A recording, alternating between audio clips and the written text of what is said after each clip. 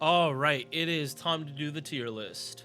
Hopefully this time I'm actually able to like be fully like able to do this in one day. I don't think it's going to be the same as Writer where I needed to split it up. Uh, we're only going to be talking about 29 servants today because for the majority of casters, especially the early casters, most of them were low stars. I will eventually go back and do like a end of the year rearrangement for like especially like all the other classes. So like really there's one extra list that's gonna go probably on December 31st, like the last day of the year, as like a lead up into New Year's. But yeah, we only have 29 servants to really be talking about. Same thing as last time. Just gonna bring up the rules and how I judge stuff. So yeah, we're talking about Gacha. Like these are all Gacha servants. All of them are being considered at MP1. I might talk about them at higher copies, but it's more to give more context than to rate the character at like a higher copy. Max skills, max mana loading, and max reloading. Even if they're supposed to be MP1, it is now very, very, very possible to have more than one append unlocked for even MP1 servants, especially 5 stars. 1 star is not so much, but like technically, if you like the character enough, you can do it. Like you can unlock more than one append. Cs are at level 100. This is just for scaling reasons. EX, they're the best at what they do, or if a lower rarity is there, like they're there because they do it better than like a 4 or 5 star. But that's not really going to be applied here. That was more for like the low stars. A plus is for like characters I think can go into EX, but usually there's some issue about it, like it's too crowded. And I still like for AoE quick example sabers, like I don't want Charlemagne and Okita to be up in there. It's like one of them I have to rank better than the other, or if they're just too similar, I probably just put both of them in A plus. Like I'm trying to keep EX to like creme de la creme, but that does get very, very hard. And that's why we keep this to the roles they have, not necessarily what they like the character they are. Like farmers are ranked based on what card type farmer they are, not by farmers in general. Otherwise, people would just knock down quick. If you were comparing all AoE casters to each other, like most people would downplay quick on that list. Yeah, I don't think we're gonna see don't use. We might, but we might. All right. So first one, we got Waiver.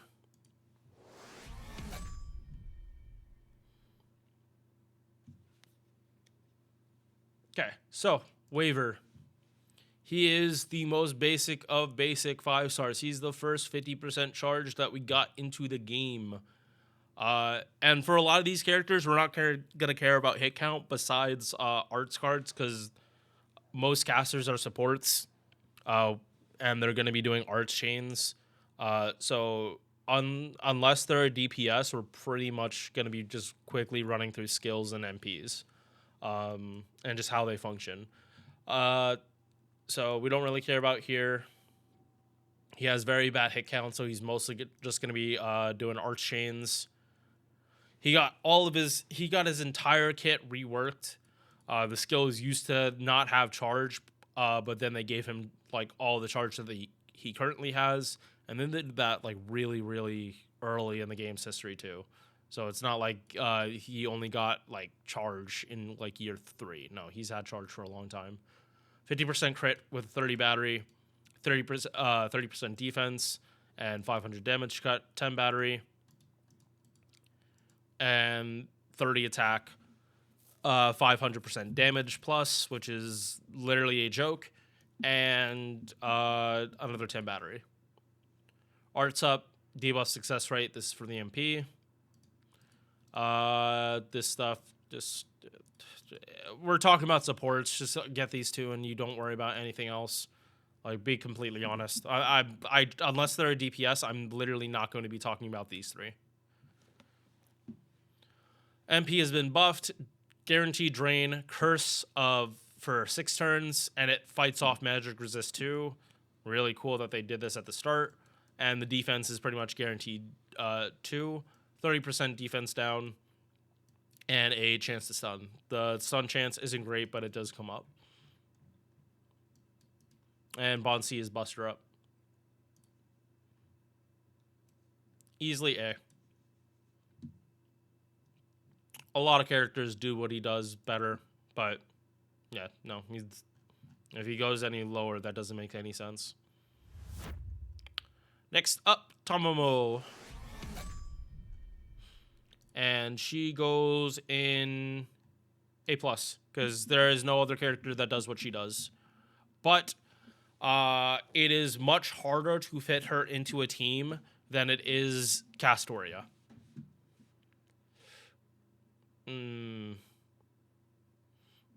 Here's the thing, is Castoria getting her own tier?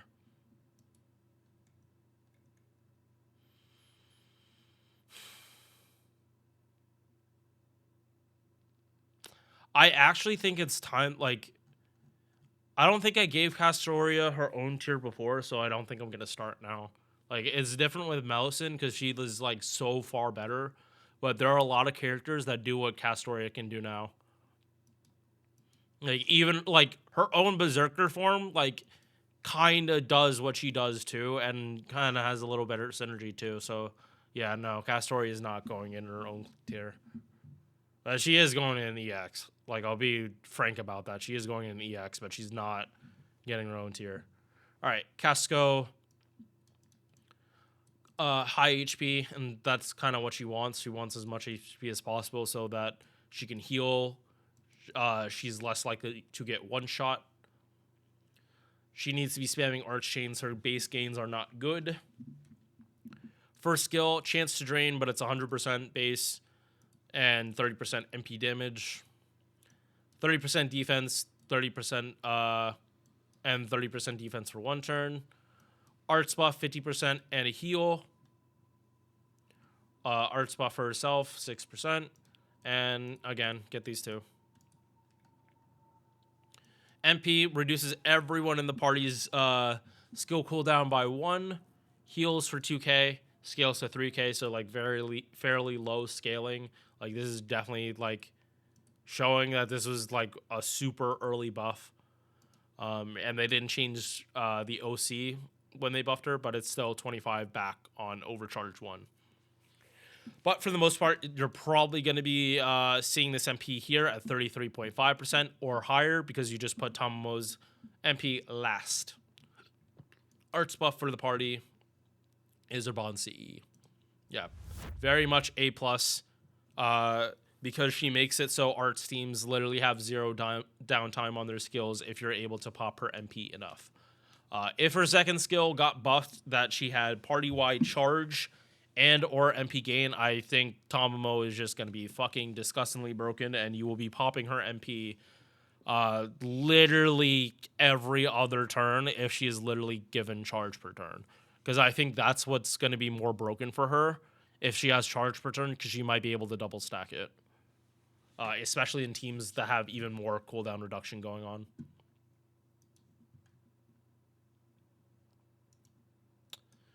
Next up, Medea Lily. We couldn't even tell about Yoga. Like, it. Again, I haven't read Lost Belt 7. But it seemed like she wasn't really fully in control. Again, I'm not trying to give spoiler. Say it's because Tomomo isn't good for farming, but FGO is more than farming. It's just that a lot of the game is farming. That's where the bias comes from.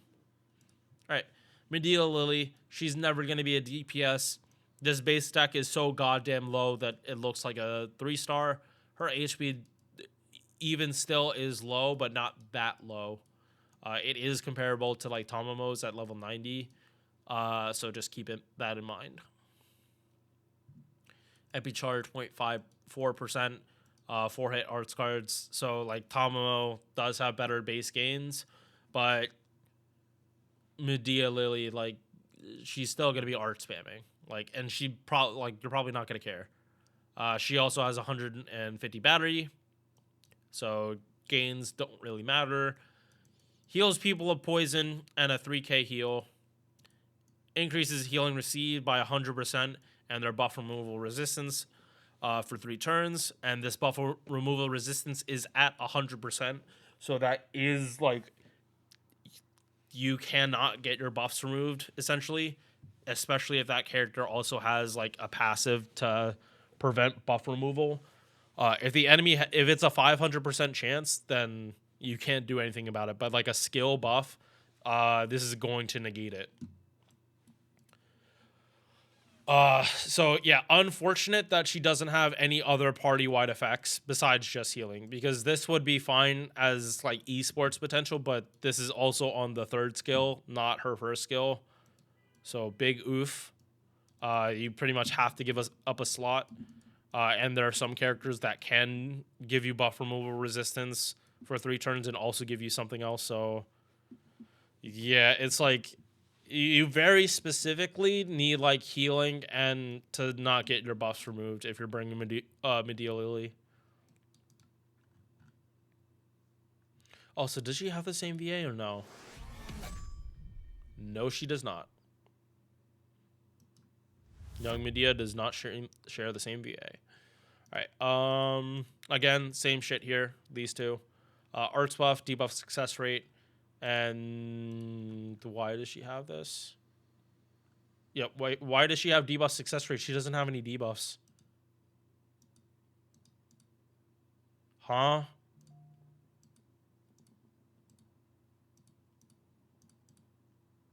Yeah, no. Why does she have debuff success rate? She doesn't have debuffs. Oh my god. Year 1 design, by the way. MP, full cleanse, heals, and increases debuff resistance. Yeah, like she's at a point where like people don't need her unless you need her. She provides buff removal resistance and just regular debuff resistance, and like 40% isn't nothing. That literally gives pretty much every servant on the field like the goddess essence magic resist combo. It would be better if it was full debuff resistance or debuff immunity that lasted for 3 turns, but they're not going to give that on an MP. I do not think they would actually give people like full debuff immunity for the party for 3 turns on an MP. Unless, like, it's kind of a character like Medea Lily, though, that would get an MP effect like that.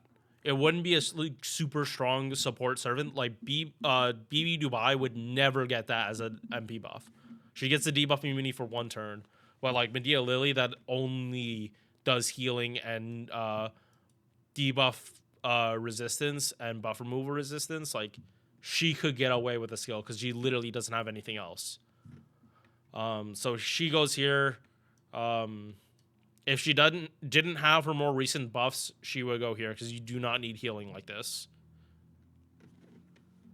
But like if if you get your Castoria shit removed right before an MP, like you're gonna wish you had someone that can give you debuff resistance or buff removal resistance. And the fact that it is 3 turns, like she's only there to heal and protect you. And again, that's fine, but that's not where FGO is right now.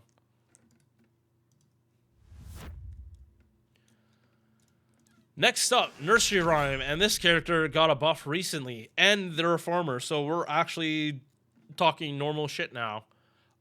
Base attack, 8.6k. This is definitely on the lower side for a 4-star. And casters have negative damage modifiers. I'm fully going over this. Went over it earlier today during the stream, and now we're going back over it. Casters have a base damage modifier of 9. So even with low base attack, they also have like a natural class thing that stops them from doing more damage. It is unfortunate, but it happens. Like casters just tend to get the short end of the stick. Unless they're an actual support caster, in which case they're the best character. So low base attack and HP also not that high either, but she is like the first farming caster that was introduced to the game.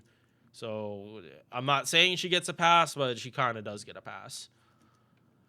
Triple arts, her gains are dog shit, or these hit counts are dog shit, and her gain does not help, but she is meant to be critting on these arts cards, so that's kind of where the difference lies.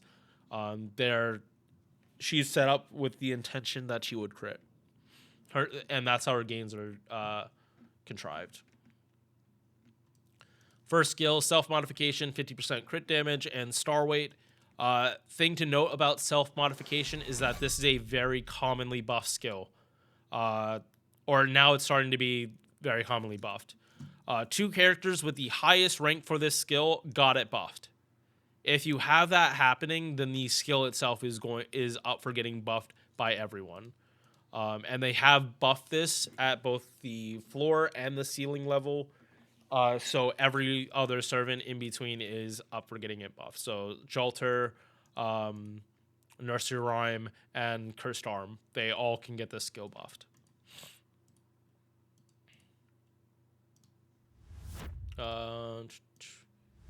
Yep. Second skill is what got buffed recently. It used to be just a shapeshift, 30% defense, 30 for 1 turn, and then regular 30% defense, and also debuff resistance. So this was a stronger version of the shapeshift that Tomomo has.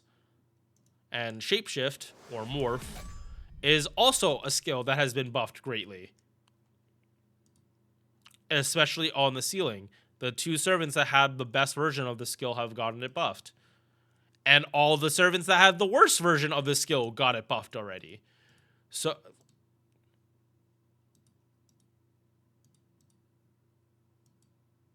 they are holding out on buffing Tomomo on this. They are holding the fuck out because it's only her and Ibaraki that don't have this buffed. Okay, game. Oh my god, don't tell me Tomomo is gonna get buffed before Koyan. Oh! Koyan Sky just can't keep catching strays. Fucking imagine they buff Tomomo caster's shapeshift before they ever buff Koyan Dark. Oh no, don't do it. Alright, anyway. They buffed this skill, gave it a 30% arts buff. They kept everything about the original morph. 20% battery for child servant allies. And MP damage up on fairy tale servants. And Nursery Rhyme at stage 2 and 3 is considered a child servant. And she is always a fairy tale servant. So as long as she's not the book, like as long as you don't see this book, you get another 20 battery for her kit. And then her third skill is she has another 40 battery heal and debuff cleanse. So before this, like she could do looping, but it wasn't really that good. Oh yeah, let's go move to passives. Arts up 10%, good. So innately 40% arts. You're probably not gonna do extra attack, but you might because she does have crit synergy. But just getting the stars to crit is going to be the issue. Definitely go for both of these. Anti-archer, it's like whatever. The crit damage, again, it's if you're in a team where Nursery Rhyme is going to be critting, there's no harm in this, but she's an arts AoE caster. Don't get your hopes up on actually having stars. Fighting Red Dragon. You want... Like literally Tomomo, if they buff her, she's not gonna overtake Castoria. Like if Tomomo caster gets charged per turn, it's not gonna affect Castoria. You would still use her, and it would encourage you using her with Castoria if anything. MP 3 hit arts AoE, defense down before damage, and chance to reduce the gauge. This was a super old MP buff. All they did was up the damage. I would imagine they buff her first skill before they think about double buffing the MP.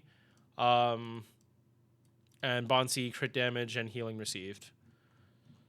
If you look at the MP damage list, I'm pretty sure Nursery Rhyme is not on this list. And I don't think this has been updated like for a long time. I don't know if like patch notes are here. But yeah, like I'm eventually going to start making my own list. Just like once the tier lists are done, I'm probably going to start working on making my own version of a list like this. But yeah, give me 1 sec. We're going to do this in Chaldea to see what her refund numbers look like. Cause I don't want to talk about out my ass on this. All right. So, there is a reason I didn't want to talk out my ass.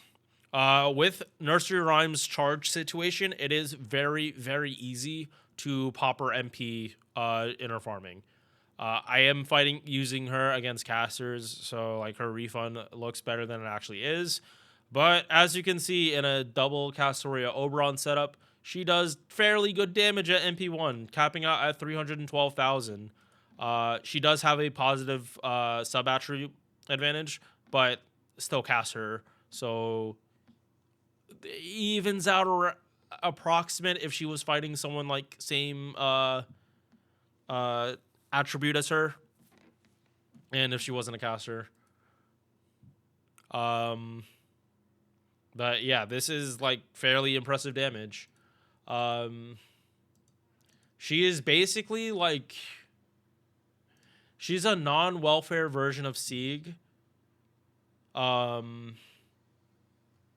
Yeah, like that's how I want to phrase it. And if we like compare her to Sieg on here, Sieg's base damage is like 14,000, and Nursery Rhyme just straight out damages him because she has a buffed MP. Right? Yeah.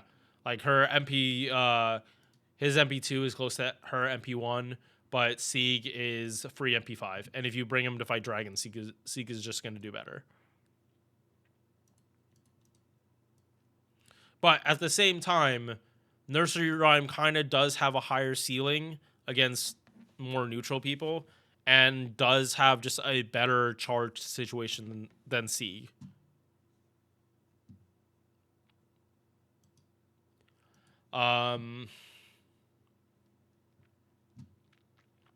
Yeah, honestly, Nursery Rhyme like got such a good she got a really good glow up. Okay, what the fuck?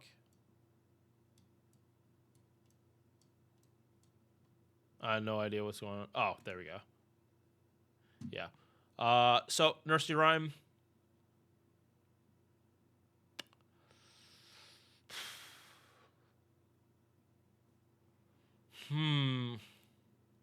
B. Just because a lot of these other characters are gonna do other stuff, and Child Servant and Fairy Tale isn't that common.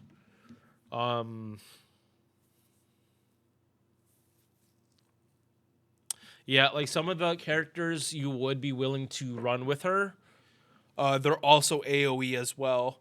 So, like, bit of a conflict of interest there. Like, best synergy though I see is Kintoki. Kintoki is like probably the best synergy.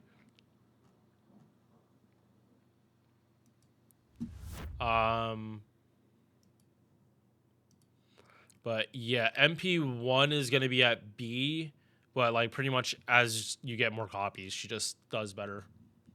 Because like if she's looping almost 100% against casters, and you're in a double Castoria Oberon team, you have like such an abundance of charge, like it really doesn't matter. Yeah.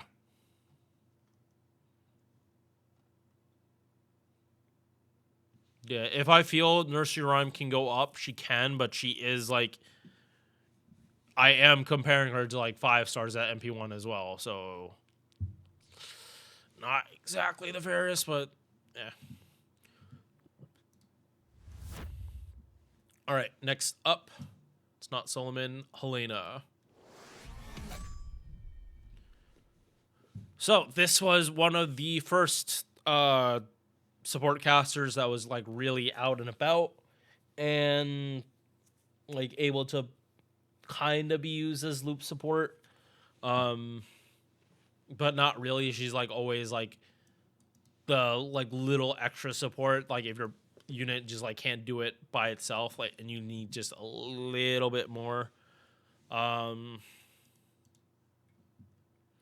yeah, she is also a sub DPS, but I definitely use her more as a support or sub DPS to like enable multi-core. Like I don't really see much value in her damage personally. Um, she kind of just enables other people, but she did get a 50 battery like relatively recently, so it's like she is able to do good sub DPS stuff too. Like I mostly use her for like plug suit support just because I don't want to use my own Castoria, but like she is able to clear the wave herself like Paracelsus. Yeah, so base attack 8.6k. It's at least decent. HP almost 12k. Again, decent. MP charge 0.45, not good. She is going to have a lot of problems getting engaged herself if she's like just doing carding and not doing arch chains. Quick card is good, but everything else about her hit card suck. 20 battery AoE.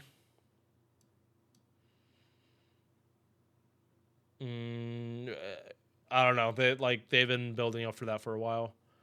Second skill, 5 stars for every turn for 5 turns. 50 chance to get 50% MP damage. It's an 80% chance, so it can happen, but not that often. And 30 battery for herself. So she does have technically 70 charge in kit if you have a pen to unlocked. Third skill, AoE card buff. AoE rainbow buff, 20% for 3 turns. Arts up 10%. Debuff success rate 8%. This is for the MP. And again, these two, you should not be doing extra attacks with Helena. That is a big mistake. She is a very good opener, though, for an MP chain. Defense down, or defense pierce, AoE 3 hits. Defense down, crit chance, and debuff res down. Very important that she has this passive so that these have a better chance of sticking. And power mod against assassins. There's no way she has anti-assassin as an append. I'm about to say, like, that would be some wild shit if they actually gave her anti-assassin and then also gave her this Bonsi. So, like, if you're using her in multi-core, like, and it is, like, all assassins, this is free, like, literally free damage that you are already doing 2x2. So, technically yeah, no. It's just free damage. I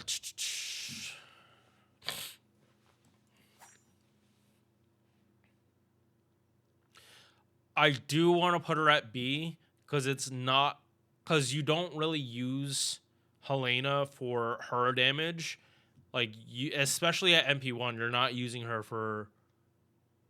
Yeah, I'm gonna have to preface that like a lot of these like multi-core casters, they like at MP1 I can't rank them that high because it's like they need to be able to clear the wave, and at MP1 they're gonna have like damage problems clearing the wave if they are in multi-core. Like Nursery Rhyme didn't have those problems when I calced her here, but that's because these are low damage enemies, and she has Black Row, so that also helps along with the buffed MP. But Helena, she also has the buffed MP, but she is definitely not built to be looping like Nursery Rhyme. She is meant to be like wave clearing like Paracelsus. So yeah, B is fine for her. Nito, what up, Daryl?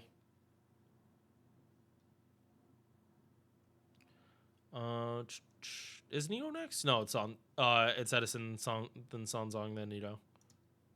All right, Edison. Very, very low base attack. Like, again, this is too close to a 3-star. HP higher to compensate. If attack isn't everything, but when your attack is literally like equated to another rarity, a lower rarity, and then you also have your own class modifier like slapped on, good luck actually trying to do damage with him. I don't even know. Yeah, no, he is strictly utility. He is strictly a utility. Like, I can't even call him a sub TPS. First skill, defense up 30% and skill cooldown reduction. This is targeted. Crit stars every turn for 5 turns. It's my sleep hour, so I'll just be on mobile. Gotcha. Charge per turn, 10%. Party-wide MP damage, 5 turns, 20%. Third skill, OC for a character, and Star Gen. Both are for 1 turns.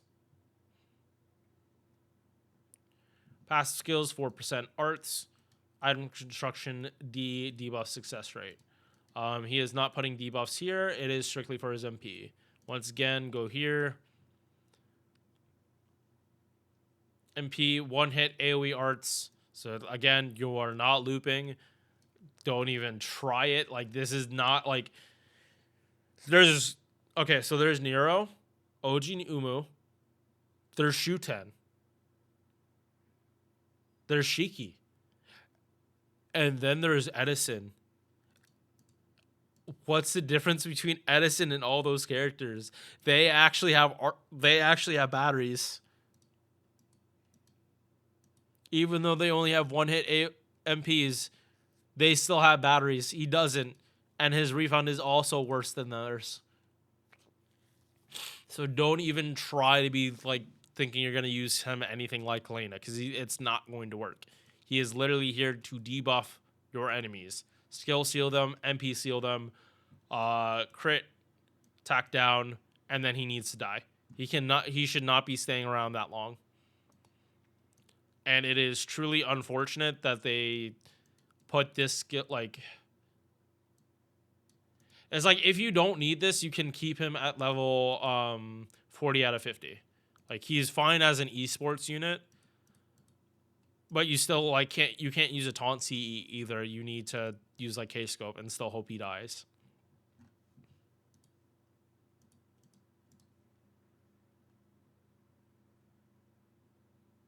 Is C. Is a C.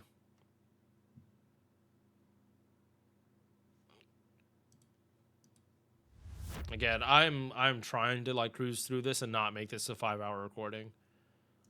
Because truly it doesn't need to be. This does not need to be a 5-hour recording like Riders. We're down to 23 now already.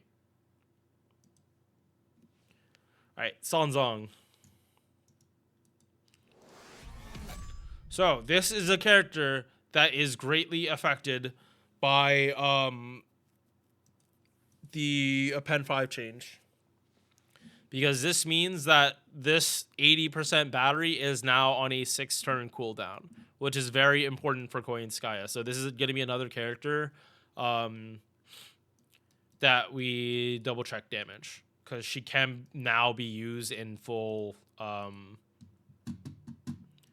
double Vitch Oberon comps, which interesting as fuck. And she honestly has enough charge in her kit that if you want to run a sub DPS, you can for AoE. Yeah. She has more than abundant charge that you can use Oberon's 50 on someone else. But that other character kind of has to be like self-sacrifice if we're talking about that. So like Arash. It needs to be like Arash. But Base attack above the midpoint for 5 stars. HP slightly below 13k. A little concerning, but she has a lot of stuff to like mitigate that. MP charge 0.82%. 2-hit arts cards, so they're not great. But she's not really someone to be critting on arts cards. If anything, she's a very much brute charger. 6-hit extra attack, and it actually will gen a good amount of MP gain. 11% star gen, so like it's gonna be a fairly good extra attack, but it's not like going to be amazing for star gen. But you know, in a mighty chain, like you will get a good amount back. First skill, 80% battery and 20% MP damage. This is for 1 turn though, so she doesn't have ramp up. So, there, she doesn't have ramp up here, but she does have ramp up. Taunt, 500% for 1 turn. Party-wide damage cut for 1 turn, and 20% attack. And this is on a 5-turn cooldown, so and easily double stacked. Third skill, 30% MP gain for the entire party, 30 star gen for the party, and debuff immunity for the party for 1 turn. Out of all her skills that really need a buff, probably this one, because just star gen buff at this low percentage just doesn't do anything. If this was like, even if we're talking double stacking, like this kind of does need to be higher. Arts up 11%, divinity for tickle. You need this unlocked, and you need this too for her to be able to do black rail looping.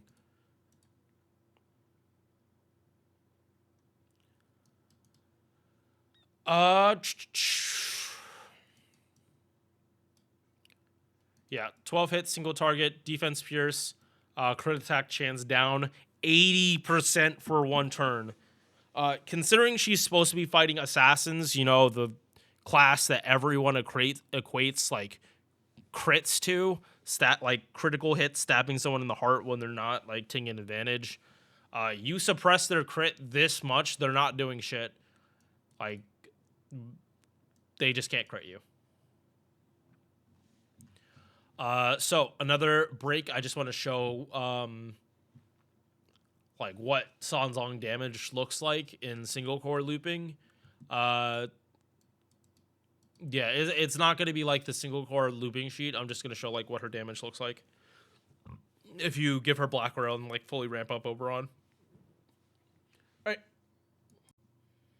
Okay, so Sanzong ramp up 180,000 neutral with black rail. Turn 2, 186,000. This is with the attack buff.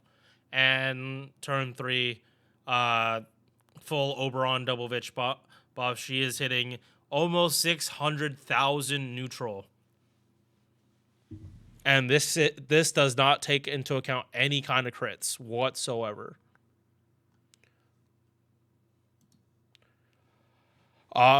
Her main competition, like the only other servant that really can do this, is Cersei. And I will... Yeah, know what? Since I'm talking about this already, let me just go to Cersei like right after this one anyway. Yeah, that just makes the most sense, because I don't think I'm going to have another comparison as direct as this.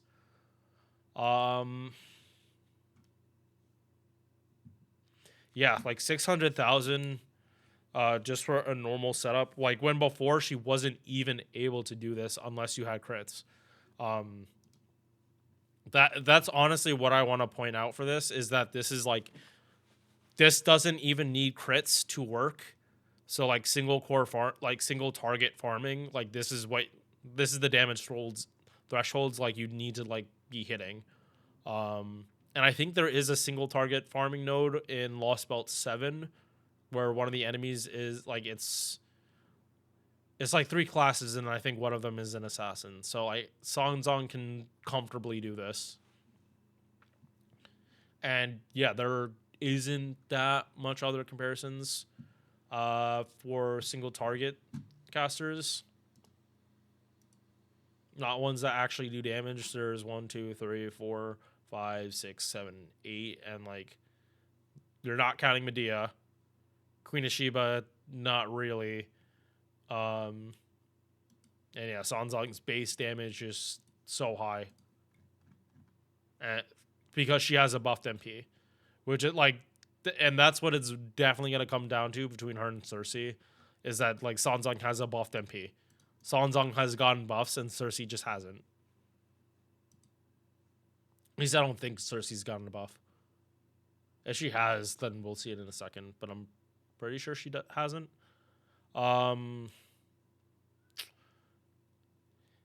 Because she's actually able to do buster farming and like, yeah, like her other competition is like Cersei, like she's probably sitting in EX.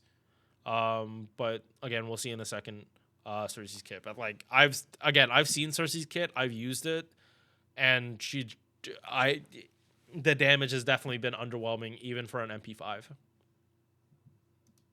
So yeah, Sanzong sits in EX because right,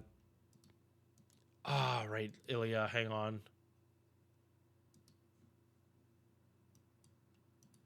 Do I think she's better than Ilya?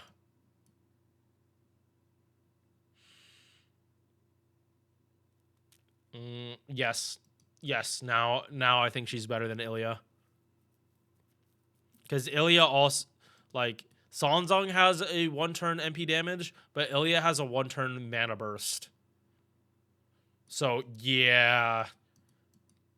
Yeah, a 1-turn 50 buster up versus a 20% MP damage when she's already using Black Rail. Yeah, no. So, alright. So, Cersei first. And then we'll just wait our turn for Ilya since she's not that far off to begin with. Well, Cersei is definitely like further down. All right.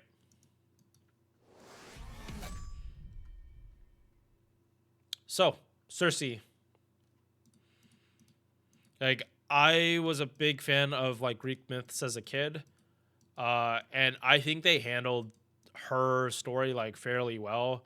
Like the whole point of the Aena Breeze event was literally her getting over Odysseus and like just becoming a different person, like not defined by that myth anymore, and like accepting that this is a married man who's not gonna abandon his wife. Like even though like Penelope isn't a servant, the guy is still loyal and isn't gonna betray his wife just because like she's not here. Right? Like I think it took that. I think it took that message for Cersei to get okay. Yeah, no, he's not. It like it wasn't her just his wife. He like we're just better as friends or some shit. And I can respect that messaging. But yeah, this isn't about story. This serialist isn't about story. It's about gameplay. Base attack on the lower side for casters, but it definitely could be worse. She's not that far off from where 4-star should be. MP charge, again, really, really bad. Like, do not expect to get gains from this character. It is very much brute force buster farming. And unlike Sanzong, she does not have stuff to make her face cards better. 120 battery on a 7-turn, so this also gets brought down for a 6, so she can do buster farming. Poison for all enemies, plus defense down. The issue here is that this is defense down. You can't carry it. You can't double stack this. You just have to hold it for wave 3. Third skill, party star gen, and buff cleanse. She does not have any kind of offensive buff that work with Koinskaya. Nothing that can be double stacked, which is unfortunate. Her like damage is definitely going to show that. Again, you don't need mana loading on her as much as you need Song. So all you need is skill reloading. So I guess something to consider there, especially because she's a 4-star. You're not gonna get as much chance to get both. Oh, sorry. Forgot the music was not unpaused. All right. MP. They have slowly nerfed this MP too, because it used to like basically be a free stun that bypassed stun immunity for like most servants in the game, and then they just made immune to Pigify a fucking passive and just spat in the face of Odysseus. This is definitely one of the stupidest game balances. Like, they made this and then they pretty much like made it just a special stun. Again, like, I'm fine with that. Is like, you shouldn't have made they should have, yeah, you should have given Odysseus another passive then, instead of like something you're just gonna give to other characters for free.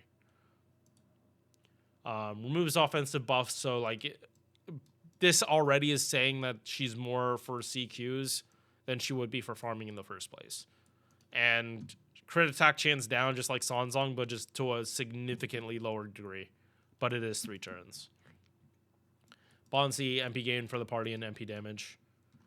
So yeah, again, real quick, we're gonna run through Chaldea just to see how bad that damage difference is. I'm gonna be real. I'm expecting this to be like close to probably like 250,000. It probably is gonna shoot up higher because of Oberon. But I'm, you know what? Yeah, 250,000 was too much of a low ball. I don't think it's gonna go past like 350,000. Just based on what like she isn't doubling. Like, Sanzong is still like, even though she can't double stack her MP damage here, it is doubled by Oberon. So we can't say Sanzong doesn't have shit to work with. All right. Okay, so I'm glad I was right the second time. I corrected it, and yeah, 350,000.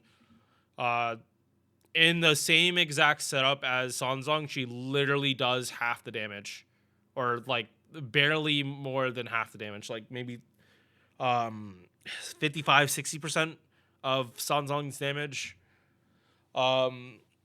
So yeah, like that's not nothing though. That still is 700,000 without relying on crits. But trying to do just like single core neutral farming, good fucking luck. But this is like, I am comparing her to a 5-star on this. So it's not nothing. That's the thing, it's not nothing.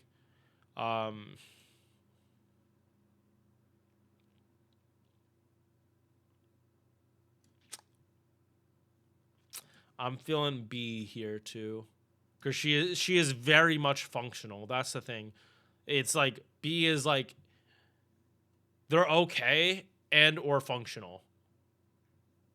Like, C is, there's something about their kit that just makes them not function right, or like something like a function of their kit would is hindered because of it. Like Edison, he doesn't have a taunt to help him die, and he doesn't have like a battery to help him pop his MP.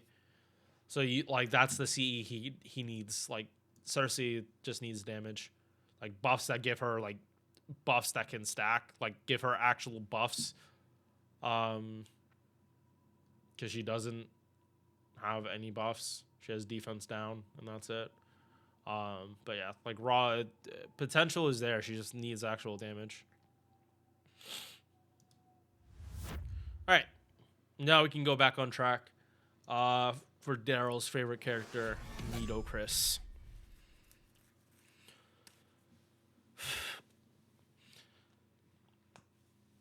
So, how do I feel about Nitocris? Insta-kill is fun. That's number one. Insta-kill and wave clearing is fun with a character that has 100 battery. 9k attack. Okay HP. Yeah, and also very good art. But again, this is not an art tier list. But her art is very good.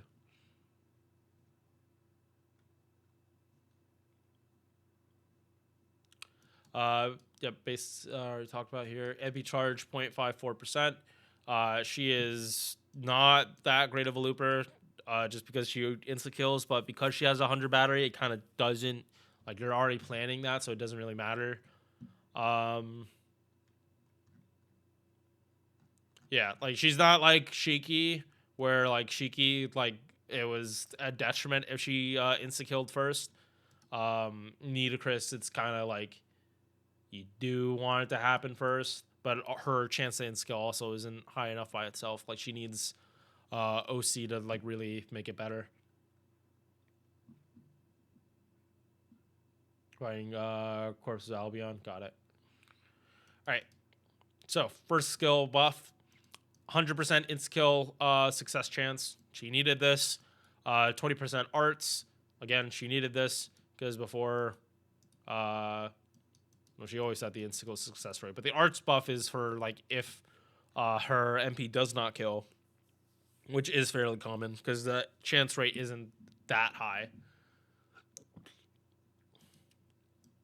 Second skill is our 120% plus battery.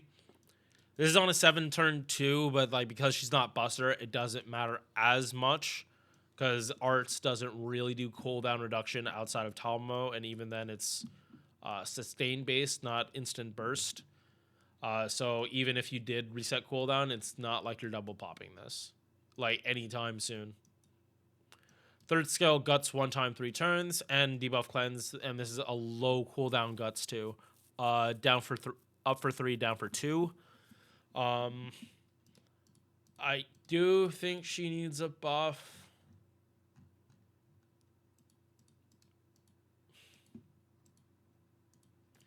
Like something to play into the insta kill even more. Like if she insta kills someone, like she gets a big battery. Like I think that would be just really, really fun. But yeah, keep moving on. Arts up 10%, debuff success rate 9%, divinity for tickle. Because she has that 120 battery again, this one here doesn't matter unless you plan on doing external batteries and then back-to-back MPing with Needle Chris, which is a legit option if the enemies are very easily insta-killed. Yeah, like there are multiple 90++ waves where like one enemy or multiple enemies are able to be insta-killed. If you just bring Needle Chris and you want her to do it more than one time, it's not the hardest thing to do, honestly. Because if you're insta-killing, you don't care about damage. That means if you bring if you give her more charge, like instead of starting her out at 0, you give her like starting charge and then you just use Castoria battery. Like boom, you can do it back-to-back turns. That is the good thing about insta-kill. Like you don't care about damage, so you don't need to run Black Grill. If you say are bong greeting, like there is no difference between Black Grill and a bong greed CE if you're using Needle Chris, because you're gonna insta-kill before damage anyway. So what's the point? All right, MP 3 at AoE, crit chance down, 20%. Insta-kill base chance is 50, but because you have this on, it's really 100%. But you only have Garen, yeah. So it shows here. It always calcs with you having this on. And yeah, for the most part, they're wanting to hit like OC3 to have a better chance of insta-kill. If you're not at OC3, you're usually going to have problems. Especially like right here, this 80%, this is the QP node for Storm Pods. Those enemies have an 80% chance. So if you only have OC1 and just skill up, 80% chance to insta-kill. That's why oftentimes like you'll kill like 2 of them and one of them is still alive. Yeah, so should they eventually rework this so that the insta-kill happens after damage? Yes, because there's no reason not to. It's just that right now it doesn't really matter for Needle Chris because she doesn't. Again, she has the same problem that regular Reese has, except like regular Reese has a 30 battery. Needle Chris has 100, like 100 plus. So like they have the same problem, but it doesn't matter nearly as much for Needle Chris. And I think Summer Reese or Reese's like base chance isn't even that high. Insta-kill up 100%. No, her base chance is even worse. Yeah, no, it's even fucking worse. But the thing is, it happens enough times that it fucks her refund up. Yeah, like, not like both of them have the same problem. But Needle Chris can just make it work way better. Hey, oh, that is the rats. I'm not saying they're not gonna go up there or close to there, but it's not time for the rats.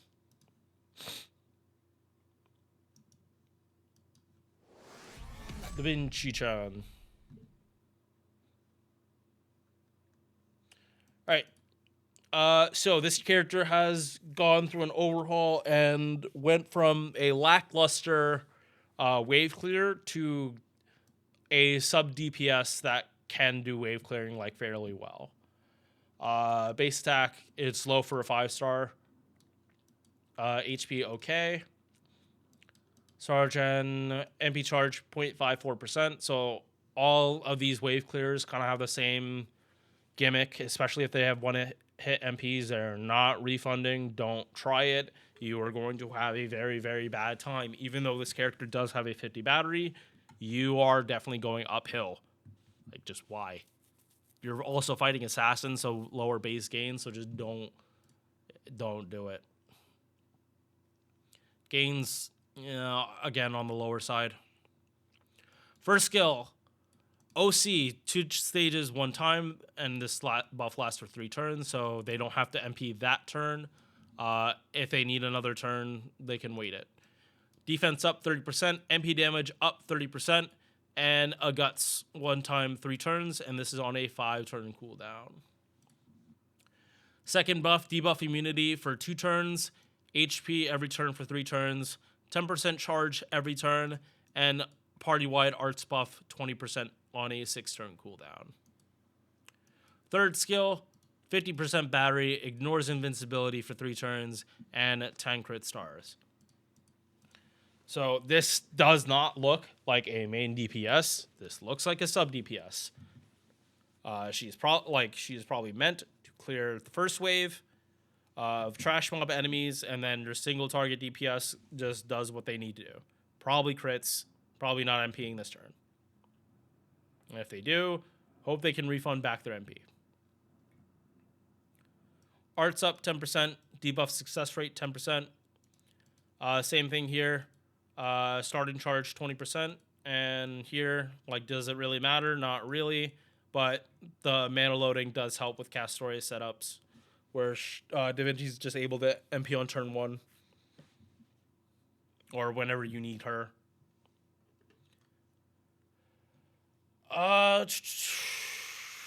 Don't unlock this. You're not going to bring Da Vinci to fight alter egos. Although, I mean, technically speaking, you can, if she's just supposed to be sub DPS and dying anyway. Like, if she's going to hit them anyway, you might as well hit them harder if you have a choice. But probably no. Other things come first way before this.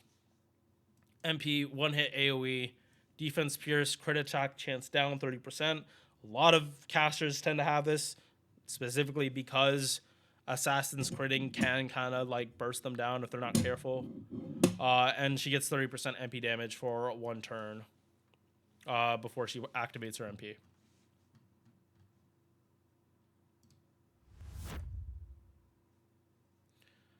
I think what she does is pretty solid, but it's still too conditional. It is very much conditional buffs, and there are characters that can give more than what Da Vinci does. Like, if you don't need a wave clear, like, you're not gonna need her. And MP1, I do question how well it's gonna go over.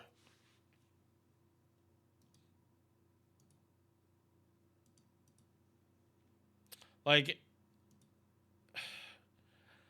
she's kind of like Alco or Super Alco in the playstyle, where she's just like sitting on the field and will MP to do just like general splash damage, and just like, but she's more for making your allies hit harder.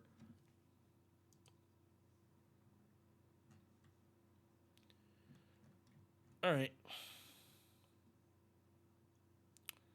Next up, Marie Antoinette Caster. Oh boy. Oh boy. I'm definitely gonna have to like do the numbers on this one. I'm pretty sure I've seen these numbers enough to know that this isn't gonna be good. I'm like 90% sure I've seen the numbers enough to know this. So yeah, base attack, it's where it should be for a 4-star at 9k. 11.4k HP. Yeah, like I don't mean to be that guy, but this is like this is a pretty vanilla summer servant. Like it kind of does show that this is a year 1 summer servant, because like not like her Ascension art is pretty vanilla. Like not a slight at the illustrator. What other servants have they done? Oh, like this is more. Oh, they did kill Caster? Interesting. But they also like did everything with Marie. Yeah, wait, aren't they like right? Oh fuck, did they do this back to back? Anyway, 0.32 MP gain with a 3-hit arts card MP. Oh my god. Right, yeah. I'm gonna show how bad this is, like even against casters. 5-hit arts cards, so very similar to Tavamo, but unlike Tavamo, she's supposed to actually be looping. Or wave clearing, and even then, I don't think she's gonna do it that well. 20%, not even 20%, almost 20% attack buff for the party, and a 41% star gen for male allies. Stars every turn, HP every turn.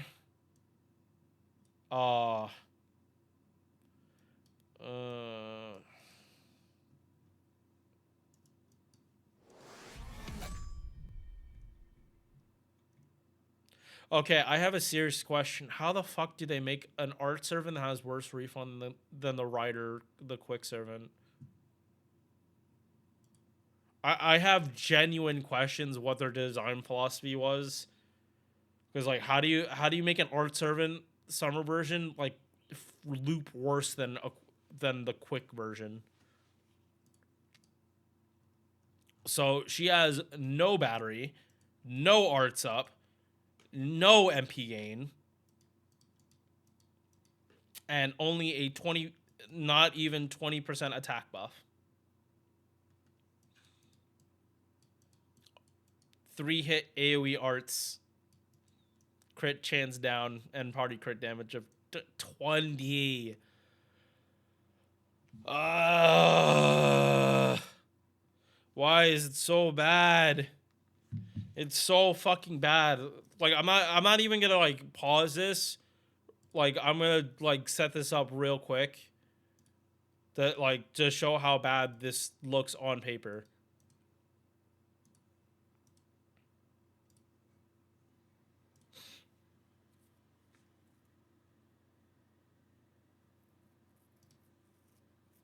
And if this does look somewhat decent, just know it's Castoria carrying her ass. No, I'm gonna keep it on P1.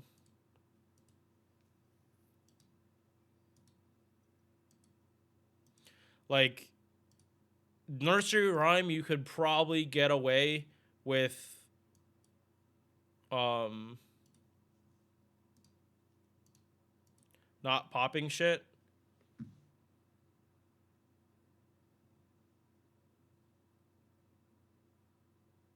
Do you fucking see this? She looped 40%. She looped 45% as a arts unit. Okay. Chat, I just want to know, this is just jokes. This is just jokes. But I genuinely want to see if the quick version can loop better.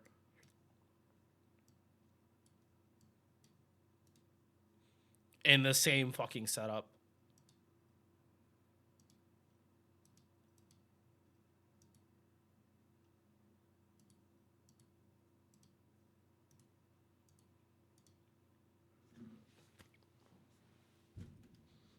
my fucking god.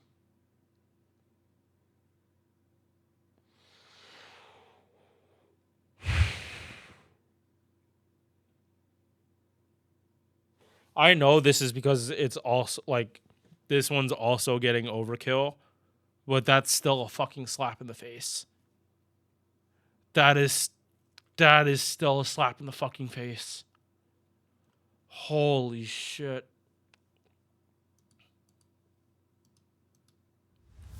That's just fucking bad. That is horrendous. That the quick version almost loops better. The quick version almost loops better when all they're getting is MP gain and not an arts buff. Yeah, this is... Yeah. Where are you? Do I not even have you on this list? Hilarious. Hilarious that you're not even on the list.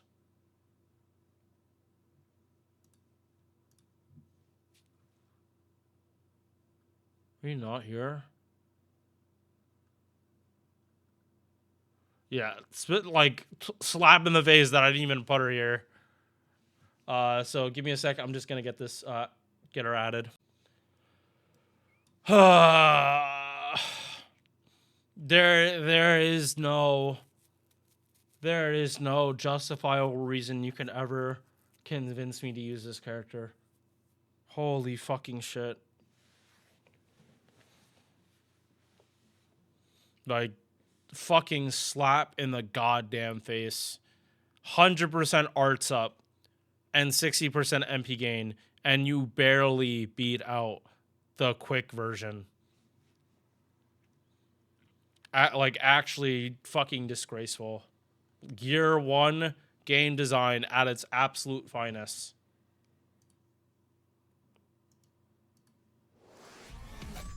Ilya now.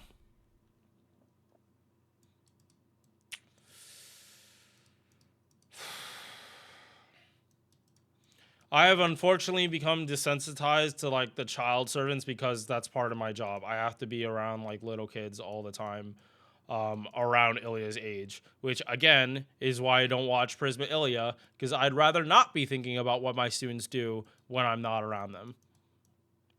Like, I know they definitely are not acting like Prisma Ilya shit. I know that for a fact, but it's probably not.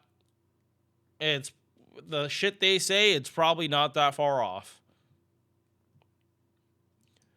10.9k attack, basically HP 13.8k. Yeah, okay. MP charge 0.32, but it's fine because she's a buster.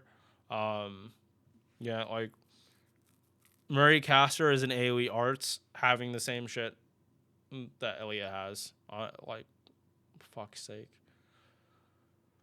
Yeah, triple arts, 3 hits, and so she MPs and she actually gets gain afterwards. Unlike Sanzong, like she's kind of like you're supposed to be using face cards. First skill, her mana burst. This does eventually need to get buffed, to either be 3 times or make it 3 turns or something. Just 1 turn of mana burst. They don't work nowadays. They're not good. Second skill, 28% MP gain, 50% battery, and an invul for 1 turn. Yeah, it was nice they slapped the battery on here, but they could have also cleaned this up to 30. We're not talking about the names for the skills, not with Prisma Ilya characters. 70% chance to give a guts to an ally. I think Miyu gives a buff to Ilya servants because they're Prisma Ilya shit. 70% chance to give debuff immunity and 3k heal. So just like, very similar to Cersei, where like yes, Ilya can do buster farming, but it's not like she's double stacking anything like noteworthy for Vitch.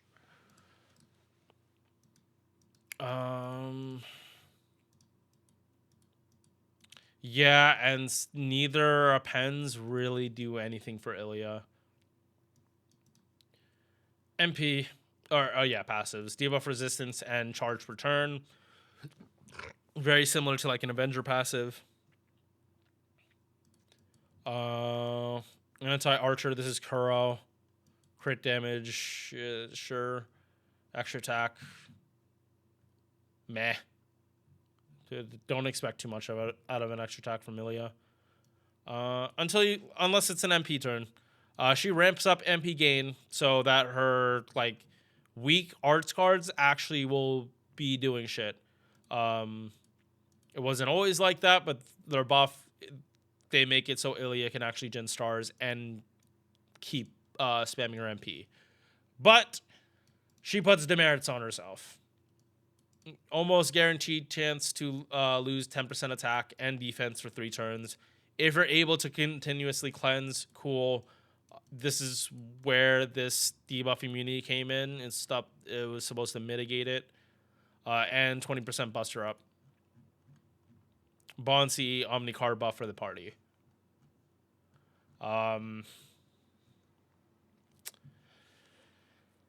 Yeah, she can't. She's not a Black Rail Looper either. Well, no, technically she is. If she's able to use cards. If she's not, she's gonna like definitely struggle to do Black Rail shenanigans.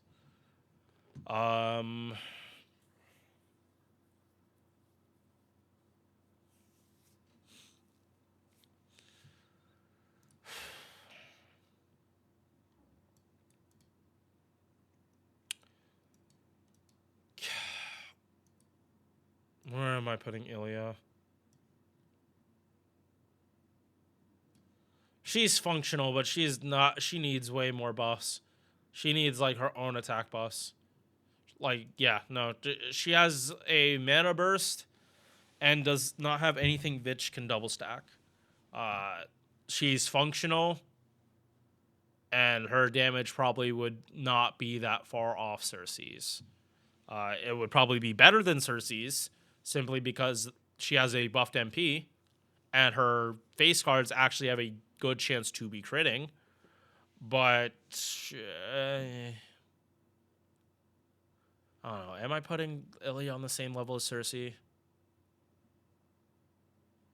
Yes, because Cersei can comfortably use Black Rail. Ilya requires card RNG to do it. Okay. Next, Gil Caster.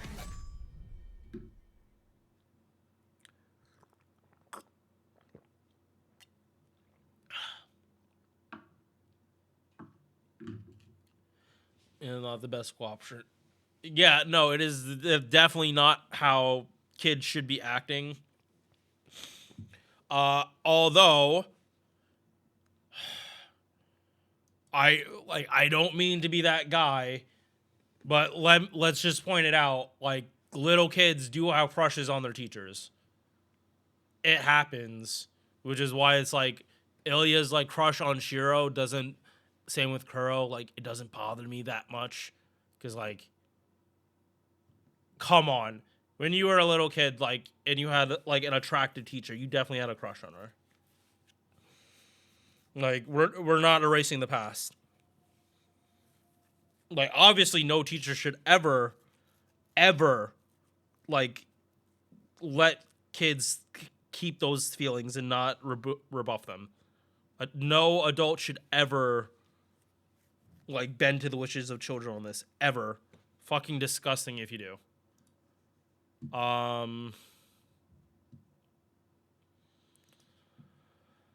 Yeah. All right, let's just move on. Like, there's just been so much. There's been a lot of drama. Like, the whole lolicon thing got brought up, like, very recently. So I'm just gonna move on. Gilgamesh Caster. He also got a glow up, I believe last year, and he got the Taikobo treatment for his battery, I believe. So Gil worked himself to death, and they gimped his MP because at the time they definitely feared an MP like his in terms of refund. His base gain is 0.32, but for his MP specifically, they had to give him 0.6. And they also gimped his attack because they feared like what this character would do.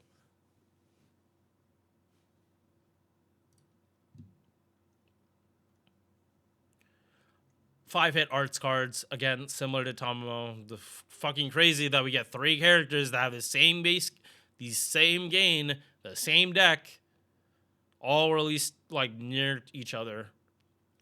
First skill, 30% battery for himself, 100% star weight or star gen, and then another 20 battery. This used to just be the star gen skill that he was famous for like literally making arts cards guaranteed gen stars. And now he can supplement in multicore.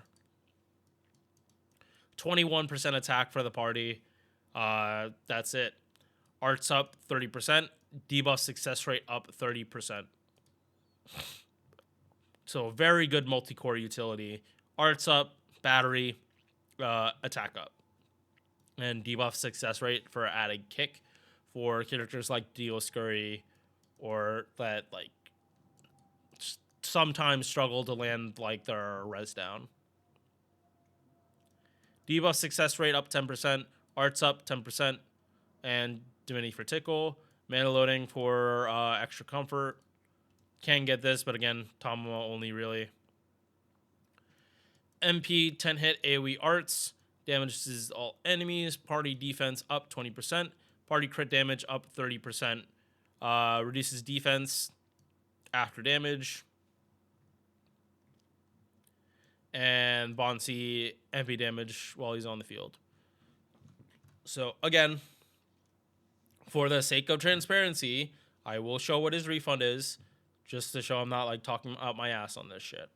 But I am expecting this to go over far better than the other characters we've seen. Okay, so it is shown that there's a very good reason they gimped his MB gain. Because he's looping 80% with 0.16 gain, much like Valks. When you have such high hits on an Arts MP, it really stops mattering. It really just stops mattering and just matters how many hits of overkill. Like to the point that like I just like double like I thought he was gonna have more problems with gains, but no, he can comfortably double popcast story MPs. And in all my lists, if a character is able, like you're able to chunk it to the point that you like, Laplace does min rolls for MPs, so like if you're able to do popcast story MPs consistently in Laplace, you should be able to do it, in normal farming runs. And for me, clear time doesn't matter unless it's a lotto, and most of the time you're not doing a lotto. But yeah, this is like fairly good damage, consistent with I think Nursery Rhyme. But he just has far more team utility than Nursery Rhyme that comes from like traded. So yeah, he is at least a full rank above Nursery Rhyme. They do around the same farming damage, but he just like has far better utility for your team. Good wave clear. And then, like, after he pops in MP, he makes a shitload of stars. As you can see here, Arts MP, and he gens fucking 30 stars. Almost 40 stars.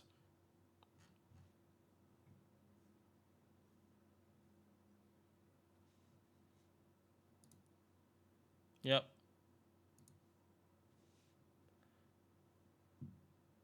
I think my 2 week. Yeah, no. Again, all these numbers are done with Black Rail. So, like, take what you see here.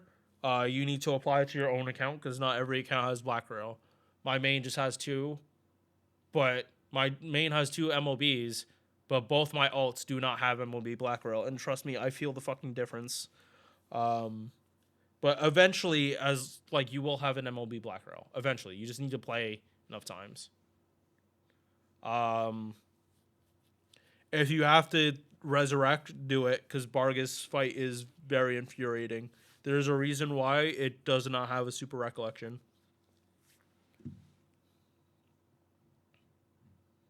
And like the gems they give out or given or sent out for fights where you can't like use command seals, because those do exist. And like if you don't have that for the story, like you can't clear.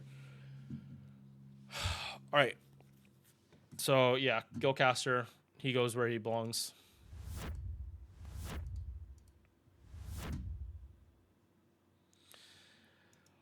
Ah, Merlin, the cock wizard himself.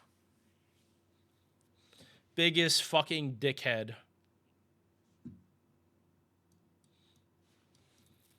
He's not Oberon bad, but he's not that much better. If Morgan is given the choice between killing Oberon and killing Merlin, she's just going to kill both of them. But more of the blast is probably going to be on Oberon's end.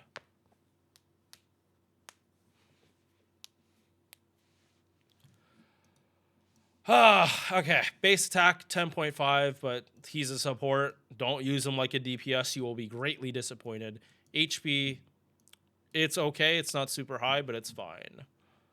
MP charge 0.8%. Again, you're mostly doing arch chains, and most of the time you are going to be critting, based on how his MP works. But it's not going to be super crazy. But the more you crit on your arts cards, the better, the more you're going to be critting on it. It's an engine. Really good extra attack, but again, you are not hitting this extra attack with Merlin. Stop, just stop. Don't do it. Stop. Get some help. 20% attack along with a 20 battery. The 20 battery is static, so you only level this skill up for the attack buff. Second skill got buffed. This is one of the wildest things. They fucking buffed Merlin this year. He has been in the game since Babylonia, and his kit was always like so good. Like he never needed a buff. But now he does have the buff, and it is in a place that he kind of was needed. He provides 30% MP gauge now, because his Invul has a 10% battery for the party. Again, static, so you don't need to level a skill for the battery. And because of that, it makes it so characters that don't have batteries are able to like do some farming. I know Artoria Saber is actually able to do farming with Merlin instead of like another character if you sort her out from 50, I believe. Hang on, just thinking about that. No, but he is able to allow certain units to buster farm without Oberon, but usually those characters require more charge. And he is far more crit focused than Oberon.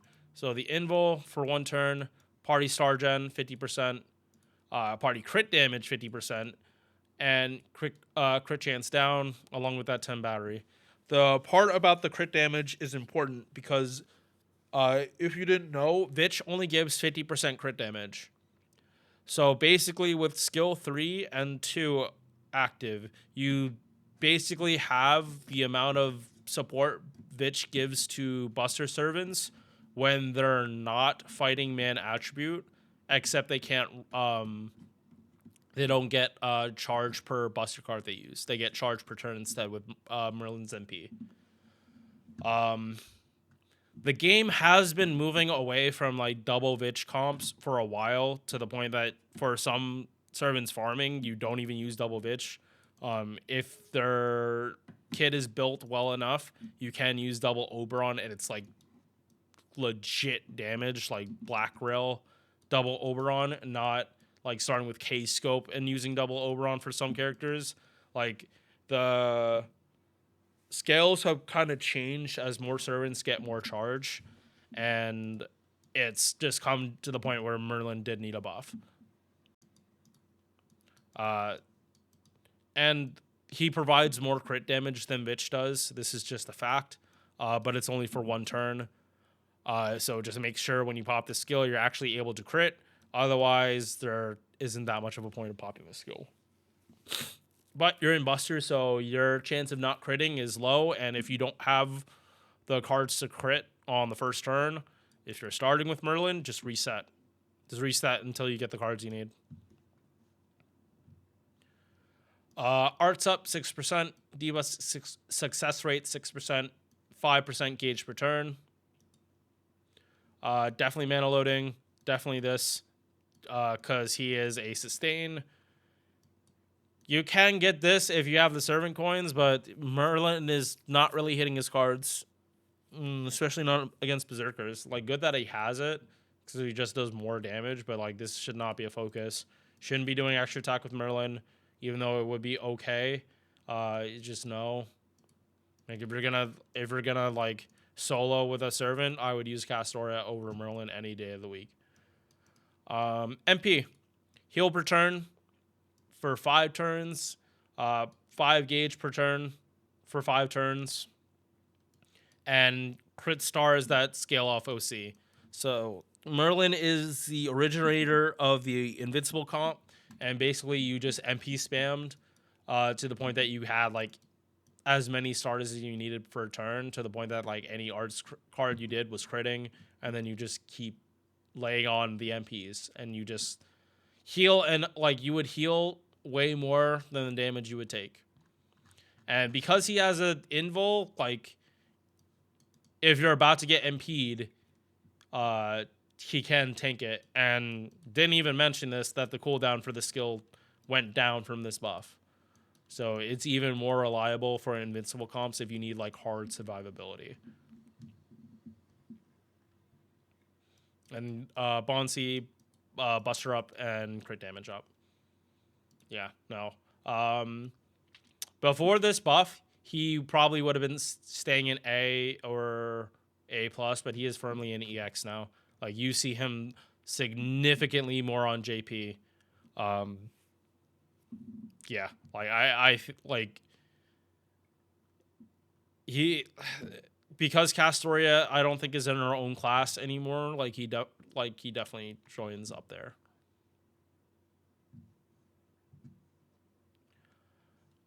All right, that's Merlin. Okay, how many more? 12, 16. Next, Scheherazade.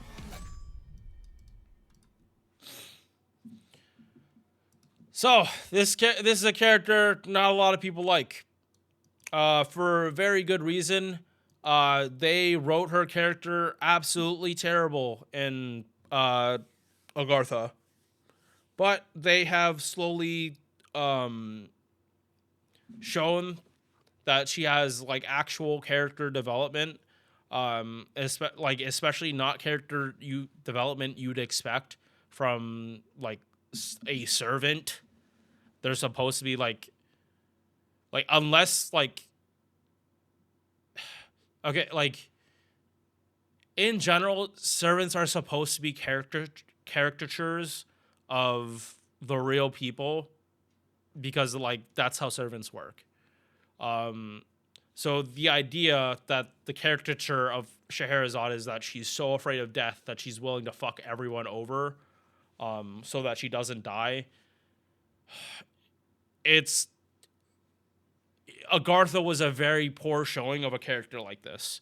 And at the very least, they've walked it back and shown that, like, even though she's like this, she doesn't like being like this. Like, she doesn't like being a victim. And she is, like, willing to, like, face herself because she's a servant. Yeah, she is attractive. Like, big boba, all that stuff. Like, even have the sheen that you've seen, that a lot of people in Fate know about from written material, but she is definitely much more than like a boba character. Uh, so super low attack, like really low. This is like one of the lowest base attacks for a 5-star, like I think in the game. I actually wouldn't be surprised if Scheherazade had the lowest. 9.2k is what we expect from 4 stars, and like that's okay 4 stars. I honestly thought Kishi Wong had and Bunny Toria had it the worst. No, Scheherazade has it one of the worst. And Jinako. I think it's like Scheherazade and Jinako that just have like atrocious base attack. As a looper, this is what's going to like hurt her the most. Because this number is so low. Attack isn't everything, but like this is like crippling. Like she's literally a third of the attack where a lot of 5 stars already are. Like a lot of them are sitting around 12k. Caster modifier making this worse. Oof. At least she has super high attack HP, which again goes with her not wanting to die. MP charge 0.51%. 3-hit arts cards, and just like worse hit counts than it really could be. First skill, guaranteed, almost guaranteed drain. 30% arts up and a 30 battery. And fortunately, the arts up is only 1 turn. So there is a little bit of an issue here where like you probably don't want to pop this turn 1. This is more for turn 3. But then there's also the issue that you might not loop the wave. So this battery is more for if you need it, not you do it to make your skill popping easier. Like I was doing with like Caster Gill and Nursery Rhyme, how I was popping their batteries first and using like Castor's 20s. So I had the 30 attack buffs like in reserve if they needed the extra charge. Scheherazade kind of has to be looping 100%. Otherwise, like this is, you have to pop your extra damage and extra damage in turn, like earlier turns than turn 3. This is only a 30% attack buff, and she's getting 100% from Castoria, so it's not the worst thing if you need to pop this early, but you still should be trying to hold this for turn 3 for max damage. Charm for all enemies, 60%, so it's not even guaranteed. It's chance based, and 40% defense for 2 turns. Bad chambers of survival. Yeah. Third skill, Guts, 1 time 5 turns. Gives everyone in the party another Guts except for herself, 1 time 2 turns. This is basically like if the enemy is about to throw out an MP and you like they have Invo Pierce, at least no one's gonna die. But them getting back up is gonna be a struggle. Also reduces king enemies attack by 50%. So this, if the enemy you're fighting is a king, you're probably gonna face tank the MP. And like your servants that went down from the MP might actually have a chance to survive if they have other defense buffs active. Passive is 11% arts up. Definitely a pen too, so more leeway with the batteries. But again, weird battery situation. This isn't gonna matter too much unless you're not not farming. MP, 20% MP damage for 1 turn. AoE 5 hit, sorry. Debuff resistance guaranteed down 50% for 1 time 3 turns. So this is so the charm lands. This debuff resistance is so that the charm's chance is a lot higher. But other than that, it's like not there. But she does have a 200% super effective modifier against kings. So this is straight up double damage. Right? Pretty sure.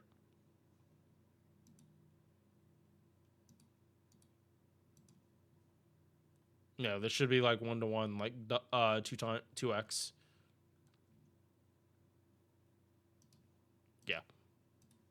2x damage against king enemies. And this scales all the way up to 300%. So this is the reason why her base attack is as shitty as it is. If she is fighting a king enemy, which you really should, but unfortunately, there aren't that many kings that are assassins. It is mostly berserkers and fighting neutral. But like you hit these characters, she's going to decimate them. It is huge reason why they gimped her attack as much. Otherwise, she would be doing even more damage. Bonsi, debuff resistance up 100%. No duration, flat out 100% debuff resistance of 100%. She doesn't have magic resist. So this is probably the biggest example of making Bonsi E's passives and not having a cost for them, because like this does fundamentally change her gameplay if you don't have to worry about debuffs on her. You can definitely load up way more on offensive supports, and like Castoria kind of can just like be your only like you don't have to use Castoria for cleanse, which in a CQ is helpful. That is when you'd be fighting king enemies more than just like normal farming nodes. But yeah, like her looping damage is up here, and it wasn't really changed. Yeah, like it even showed Gilcaster up here. Scheherazade hits harder than Gilcaster, but she does have anti-trait, like special kind of anti-trait.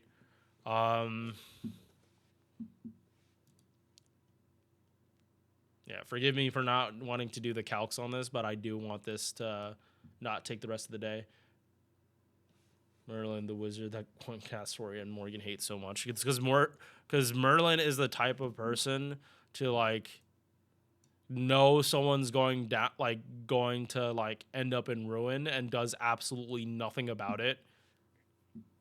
He will tell you information at a time where you know you're not going to say no to it. Just to like sneakily reinforce what you're doing. He gives you the illusion of choice. And that's the main reason Castoria and Morgan hate Merlin. It's because he gives the illusion of choice and then doesn't feel bad about it. And doesn't do anything to help.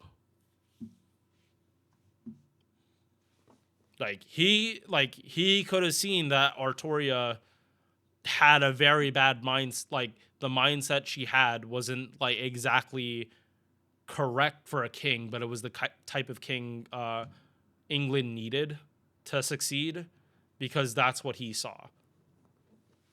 He personally wasn't connected. He did he sees being trapped in Avalon as penance for what he did to Artoria, but he doesn't necessarily feel bad about it. He feels bad that it had to happen, but not the actions he did.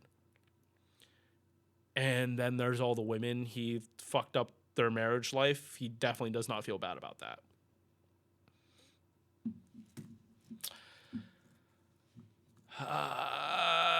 And from rumors, I've heard his VA think cheated on I don't want to go too in depth. Apparently there was some shit with his VA doing pulling some of the shit that Merlin would pull. But again, I don't know that situation enough to be saying libel or slander or something. All right. So back to this though. Back from the Merlin tangent. Scheherazade B. I think she's just a little too clunky. And she's solo core, and she does around the same damage as a 4-star, even with a buff with her buffed MP. I probably would just choose Gil, because he'll also make another DPS better.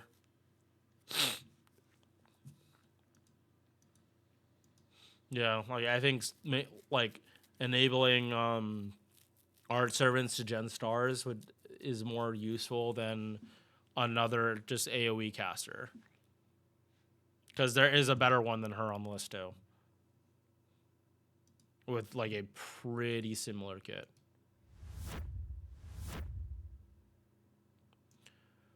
Umu caster. This servant got one hell of a glow up, and technically speaking, she is able to black rail loop, but you need Summer Kuro. And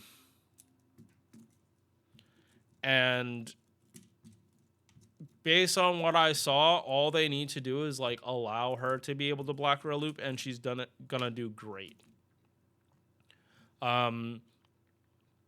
I'm not going to show the damage on here just because I literally did this yesterday with the GSSR announcement. But basically, in Black Rail comps, she is with Summer Chloe for it, like double Vich Oberon. She's hitting 430,000 per enemy in turn 3, which is very, very similar to Melisyn level damage in her optimal farming comp.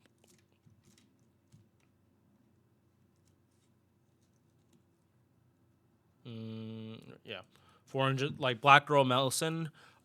Black Girl Umu was pretty much like par for par, and it has to do with like buster farming as a whole.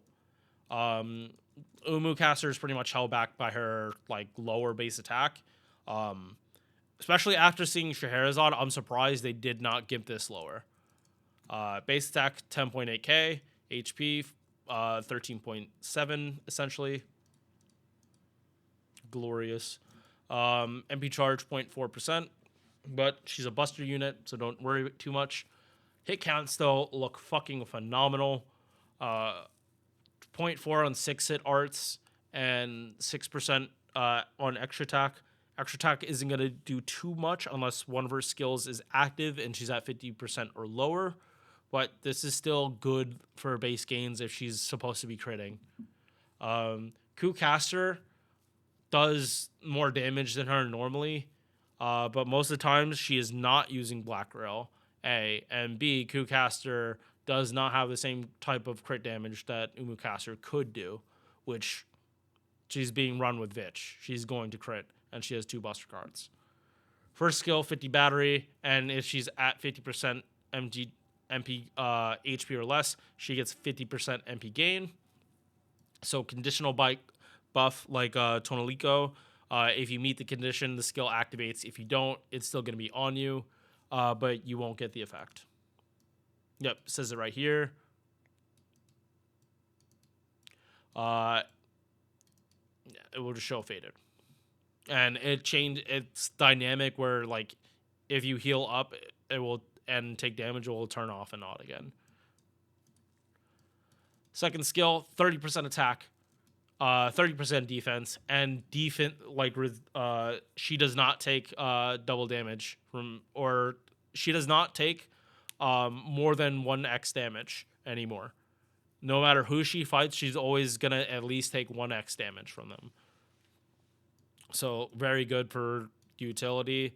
Not so much farming, but definitely CQs or a boss fight. They are just not going to be able to put her down. Third skill.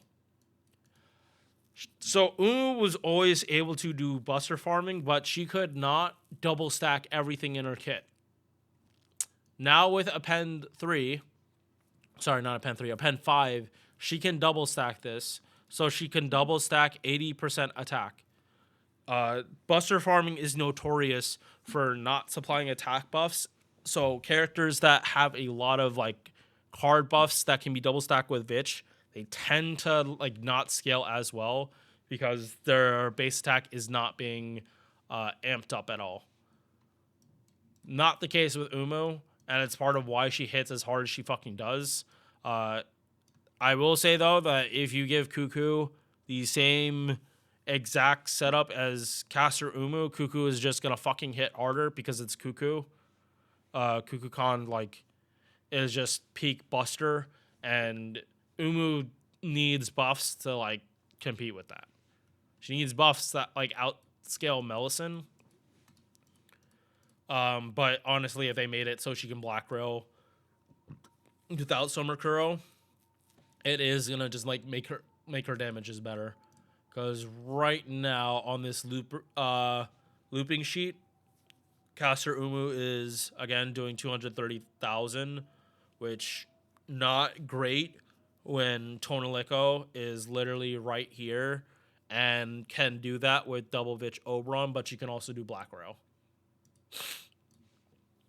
So yeah, not great. Not great. And I'm gonna double check this, but I think with a pen 3, she can also just use double Vich now. Not a pen 3, a pen 5. I think she can actually do like Black Rail with double Vich instead of double Oberon. We will see that towards the end of this though.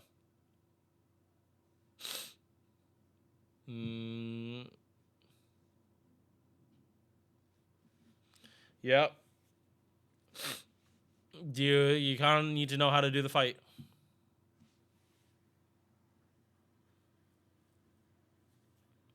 It is why they added the crystals in the first place. Lost Vault 6 was a fucking nightmare for people. They were not ready for Krynos or Bargus.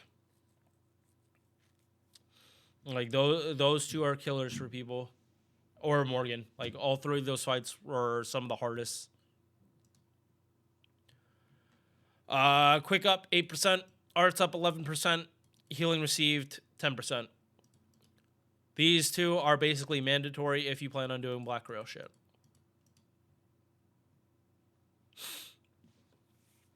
MP, unbuffed 5-hit AoE Buster, ignores invincibility, and MP damage up 20%.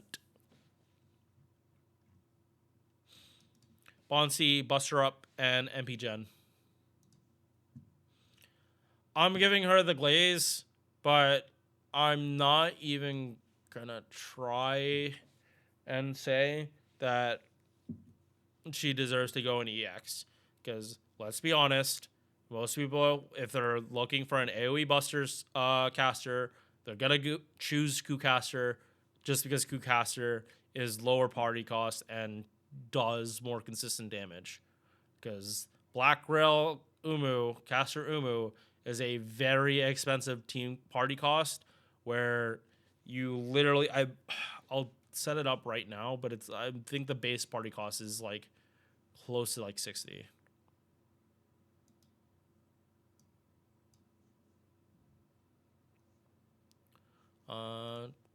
Yeah, so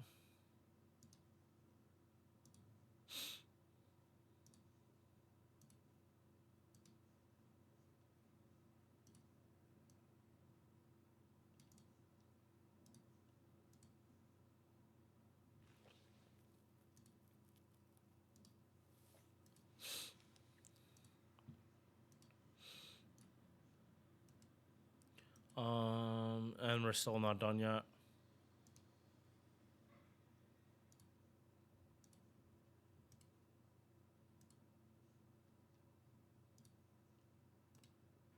Yeah, like this is the base party cost for a Black Rail Umu team. It is already at 81.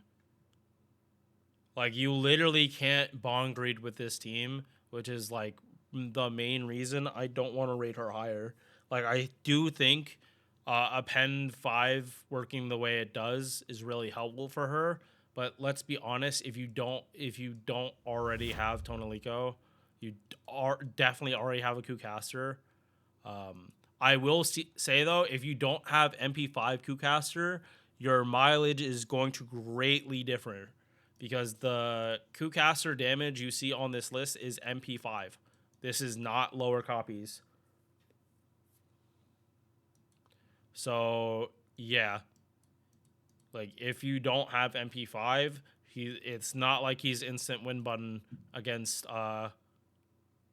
Caster Nero.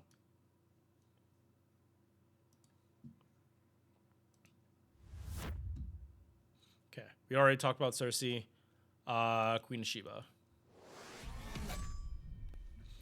So she just got her MP buff on NA. And it was first skill, right? Yep.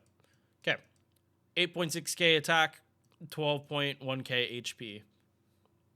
It is okay, but base attack definitely lower, especially for what a single target is supposed to be. MP charge 0.81%.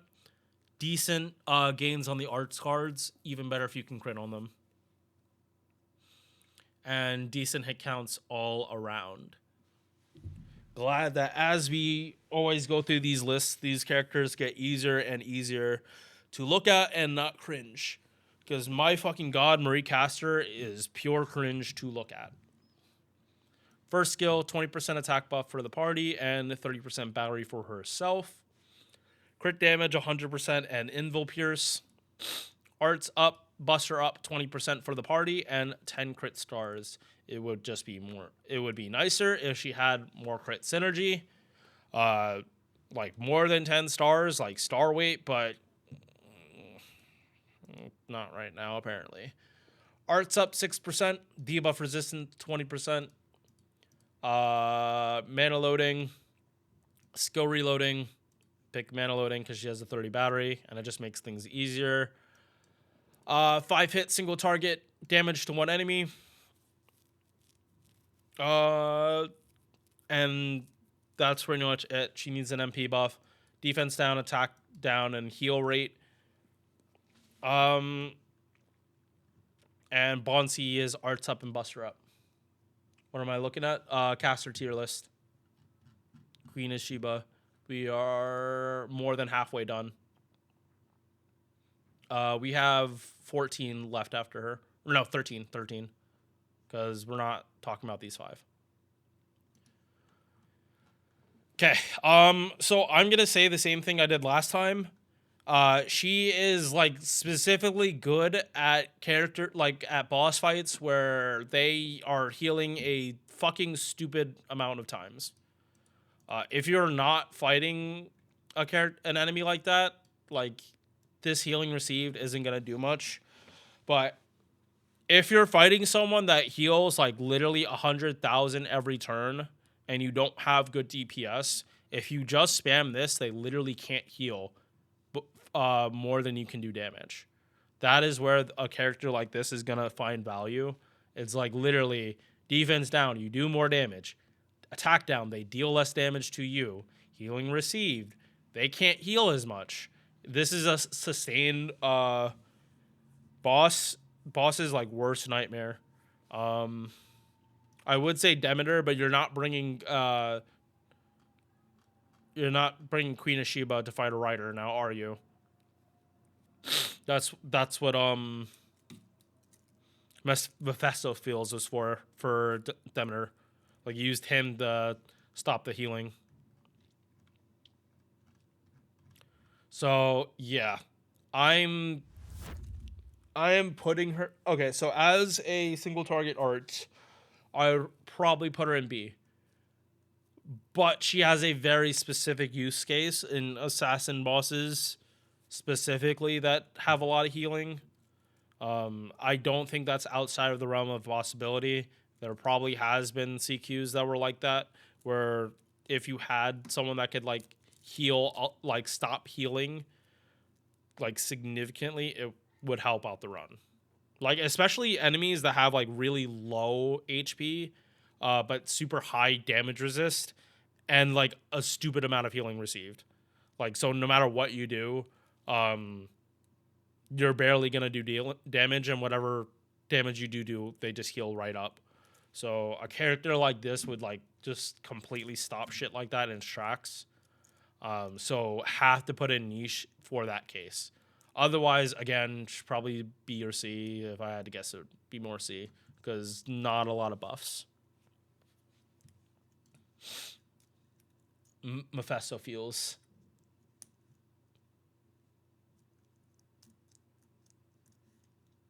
You can't use crystals? Oh, got it. Yeah, no, I haven't been at that part in a while. All right. We are done with part 1 and part 2. It is on to part I mean, part 1 and part 1.5. Now it is on to caster servants from part 2. And we only have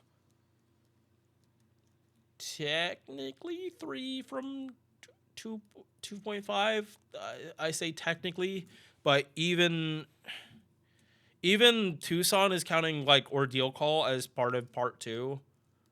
So I don't know if Ordeal Call technically, like, the wiki says it's 2.5, but FGO itself is still calling it, like, Ordeal Call is still part of part 2. All right, yep. Anastasia, Miss favorite caster. Base stack 10.5k. Not the worst, but not the best either. This character, I believe, got buffed this year or is like last year. When was this? Was it last year? Yeah, it was last year. And this is also a character I've not been spooked by yet. Very surprising. Probably gonna happen soon. MP charge 0.51%. Yui's really good. Yep. If you have Summer Scotty, she's even better because she can give pretty much any character you run with Summer Scotty, the full buff for MP. Again, 0.51, 3-hit arts cards. Not the best, but not garbage. 5-hit extra attack. It's not going to do much. Especially not with these numbers. First skill, Invo Pierce, 1 turn, 50% arts up, and debuff resistance 100%. I feel that this should be happening first. Why do you? Oh, right. No, I'm dumb. This isn't arts res down, so it doesn't matter which one happens first. But yeah, pop this skill first. 20% attack, 20% defense from her charisma. 60% chance to stun, arts res down for 3 turns, along with her 50 battery. That's what her buff was, and it also reduced the cooldown. It's why this skill is important, because you pop this skill first to make sure these land. It does make her farming kind of scuffed if you don't pop this battery turn 1. And if you do pop it turn 1, you are doing less damage for turn 3. So if you are able to avoid it, go for it. But again, it's going to be pretty hard because this is a battery tied to a card buff. And more specifically, a debuff card buff. Yeah, this I will be showing in Chaldea to see like how I actually figure this out to actually save both this and this for turn 3, but I'm pretty sure it just involves using Oberon. Definitely mana loading, and again, if you're not doing farming, unlock this too. Anti-caster is what it is. MP, 4-hit AoE, skill seals, and defense down after damage. Okay, so see you in a bit for her refund stuff. Okay, so I think a lot of the I just think a lot of like this list is just defined on whether like a character can do double cast story and whether they can't. If they can't do double cast story, they're just not put on this list. Which again isn't a fault on Jord. That's how he wants to do his list. That's his choice. It's his data sheet. If you don't like it, make your own, and that's why I'm probably gonna make my own on this. But it probably would be something similar to this. If I'm being frank, I'm just gonna have like way more comps on this list than just this. All right. But back to this. Anastasia, I actually didn't have a problem like saving all of her buffs for turn 2 as long as it's an Oberon comp. Like I even have this 20 battery here to make up for the fact that like if Anastasia was fighting assassins, She probably wouldn't have as high a refund as she would. Like she might need this 20 battery here. Um, and if the answer is no, like just switch this and use the 50 here. And charge 70 next turn, because like against 3 enemies, Anastasia looping like less than 30% is completely unreasonable when she's looping literally 30% against one enemy. Yeah, like her damage setup, she just has a lot of charge for double Oberon. She's able to cast Doria MPs, and yeah, like her damage solid. Like she's not beholden to like any like niches. I do think she's better than Scheherazade because of this overabundance in charge. And even just to be fair to Scheherazade, we'll do her on this list real quick, because it is kind of unfair for me to do it for Anastasia, not doing it for Scheherazade.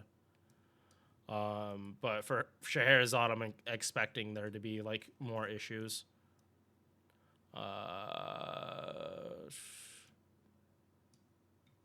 Yeah, 1 second. This is why I usually just do it off screen. Even though I just looked at this, I need to just double check that I'm not fucking things up. Dop, bop, bop.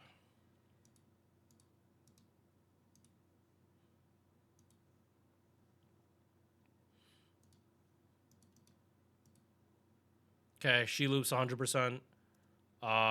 She loops far more than Anastasia though. That's definitely the plus of having more hits on the MP.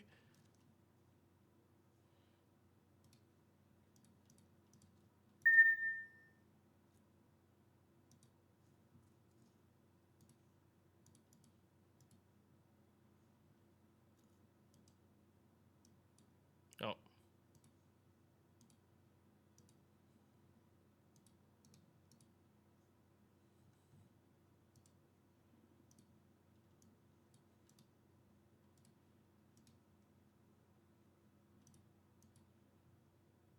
Yeah, about the same damage, better refund, but that's kind of it. Yeah, like, okay, so she's not here because of like refund or anything. It's like mostly because that's kind of all she can do. It's like if she's fighting King, sure, but also remember she's not a single target. Her super effective basically lets her do single target damage, but she's not single target. And you're probably like, she doesn't have crit. You're probably not going to bring her over a single target to nuke an enemy, like a King enemy.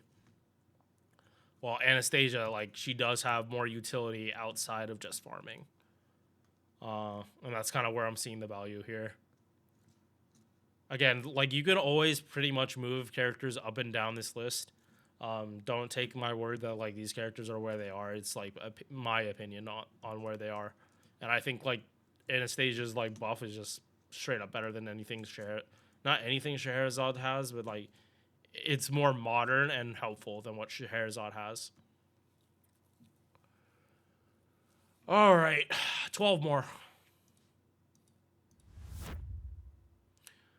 And we're at Scotty. Thank you. All right, let's go over this. The reason Scotty is going into A plus and not EX is simply because she needs a buff. She needs a buff and she needs it badly. Because there are servants that can give other characters like crit buffs that aren't card dependent, say Van Gogh. So if you're using a servant that is getting buffed by a crit servant like Van Gogh, someone able to give a shitload of crit, it doesn't matter whether you're using Caster Scotty or Ruler Scotty at that point. Both the quick and buster cards are going to be roided out for crit damage. That what card buff you have doesn't really matter. But the thing is, buster crits are always going to do more than quick crits. Caster Scotty does not improve refund. Like straight up, if you use Caster Scotty versus Ruler Scotty, even if you only have one Buster card, you're still gonna refund more off your quick cards with Ruler Scotty than Caster Scotty, because Caster Scotty is just giving a 50% quick buff, and that's it. Ruler Scotty gives a 65. I have been like saying this since her MP got buffed, that her buff needed to be her giving like party wide MP gain from some skill, or it's on her battery. If anything, I'm preferring it to just be on this, on her quick buff, so that they can make the MP gain buff significantly better and higher value, and not gimp it, and also make it so it's not awkward with the batteries in case you're not starting from 0 with Black Rail, like you're starting from 50, and the character doesn't have a battery, or has a battery and needs to pop it. Then like you can't really do that. You're wasting charge with quick, which with quick you can't really do. Like I do feel that first skill needs to be buffed to get targeted MP gain, or this one, and even then, like this is a heavy debuff skill. Doing it on the her battery needs it more, but the issue is always going to be if the character already is at max charge, you are literally wasting it, and or gimping their refund if their MP gain or card buff is tied to that battery.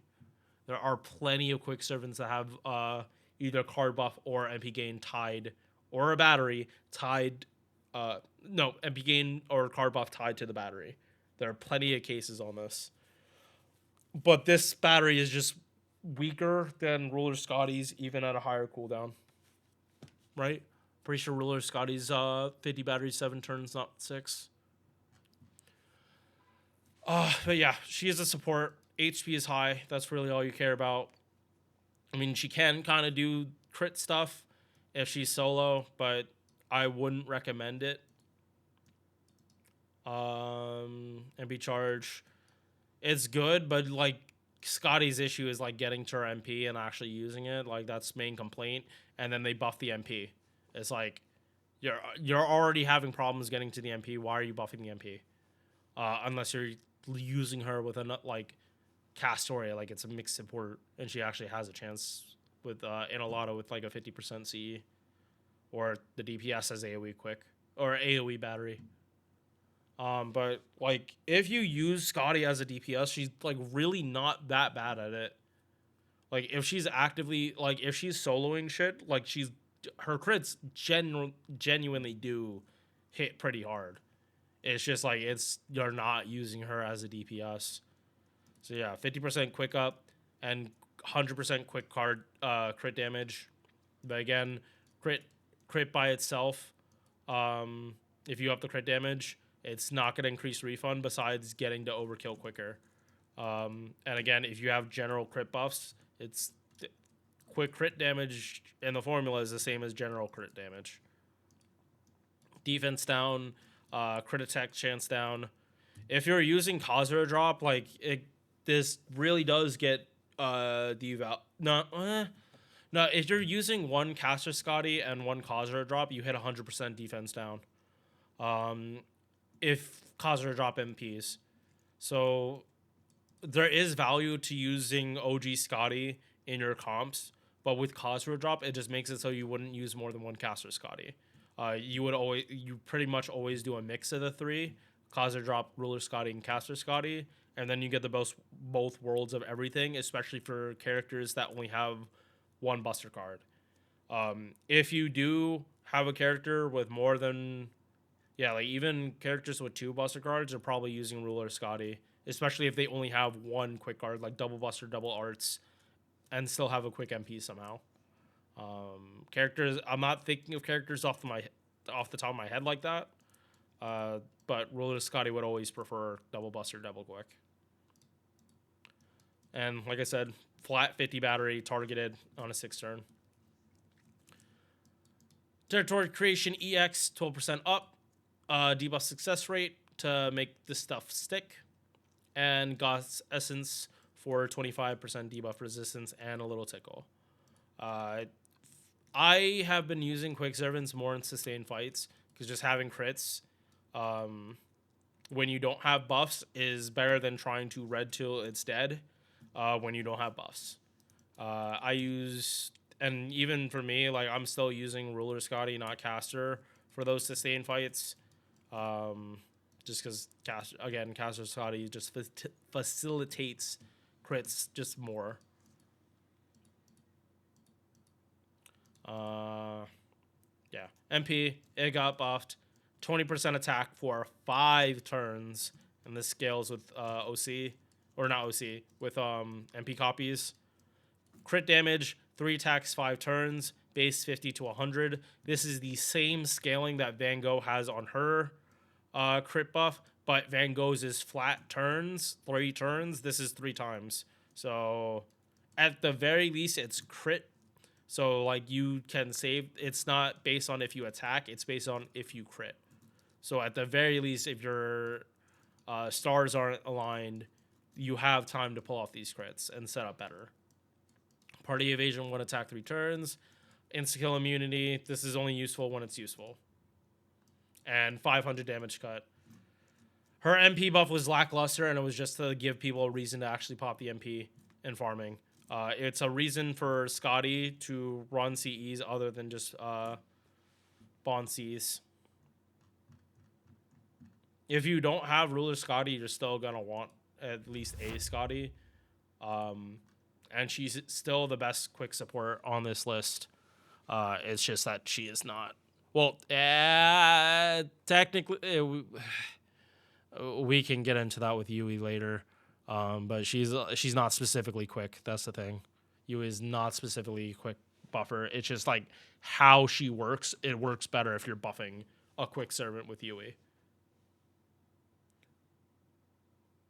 Only useful when it's useful. Yeah. Yeah. And we'll get to that later. All right. Next up, Miyu. The servant in the game that gets the most Bond CEs, I think. Right now, she gets 3 of them. Living Human, Caster, and Lawful Good. So she can get 60% Bond up from 3 Bond CEs total. And then if you have it on the support, it goes even higher. But you could, like, if you were trying to squeak out more, you could run another, like, the support pull another Lawful Good or something.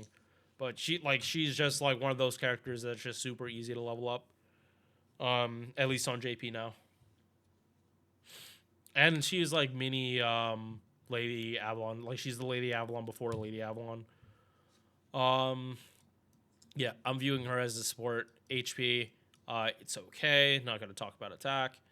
MP charge, literally the same hit counts as Merlin and Gain.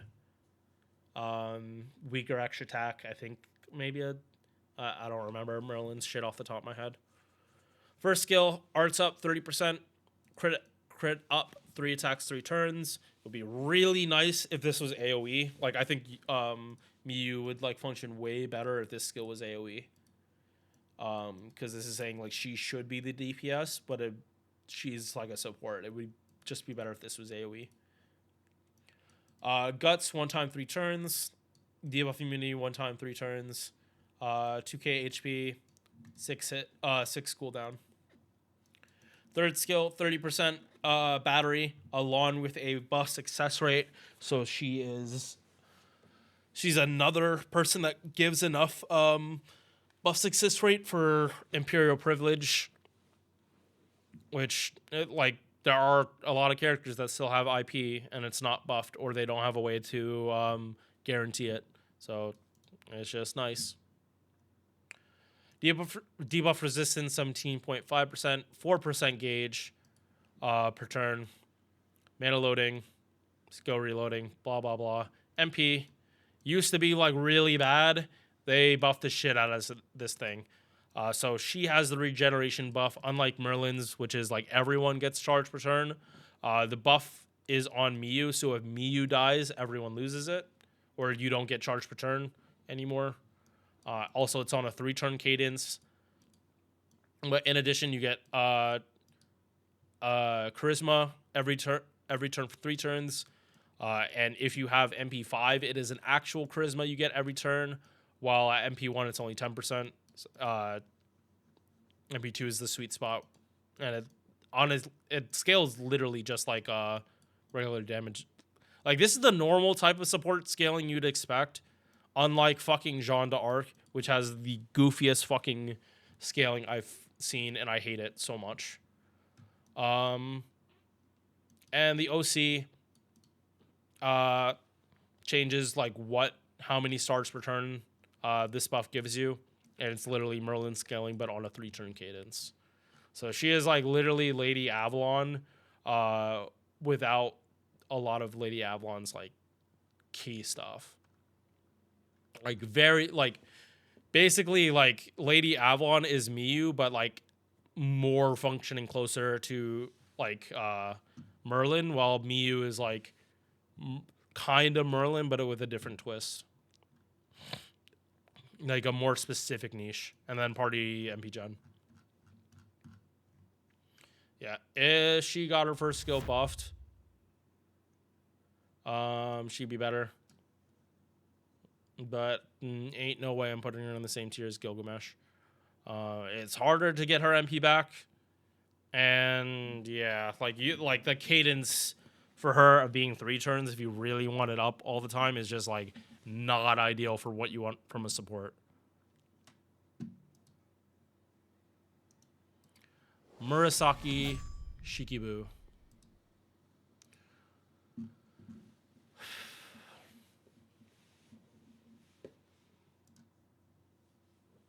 Yeah. So out of all of the AoE arts, I'm just double checking this again. She is like the last AoE arts. Yeah, she's the last AoE arts 5-star. In my opinion, like, she has the most utility outside of farming for these AoE arts, and more likely than not, she's probably gonna go into A+ or EX. Yeah, more likely. I do think she's like better than Anastasia, just because she has so much more utility outside of farming. All right, 11.3k attack, and this is actually relevant because she is a like fairly good farmer.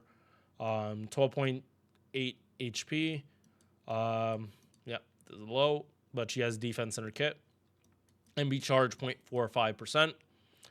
With 5 hit arts cards. Yes, it's a little lower than some of the others, but like this is better for face card gains. Very similar to Zenobia, like similar hit counts and gain profile, but higher hits on her MP. So awesome. First skill, defense down 30%, and power mod against demonic enemies. Ideally, this would be saved for turn 3, but at the same time, it's a power mod against trash mobs. So even like this is just like sub DBS in a boss fight, and in farming, if you're not fighting demonic, just save this for turn 3. Second skill, MP seal for 1 turn, 30% battery, and MP damage for 3 turns. I think this battery just works out better because it's turn-based damage. In a CQ, you'll just pop this anyway. But in farming, like, popping MP seal on the enemy doesn't fucking matter. Like, they're dying this turn. Why does them getting MP seal matter?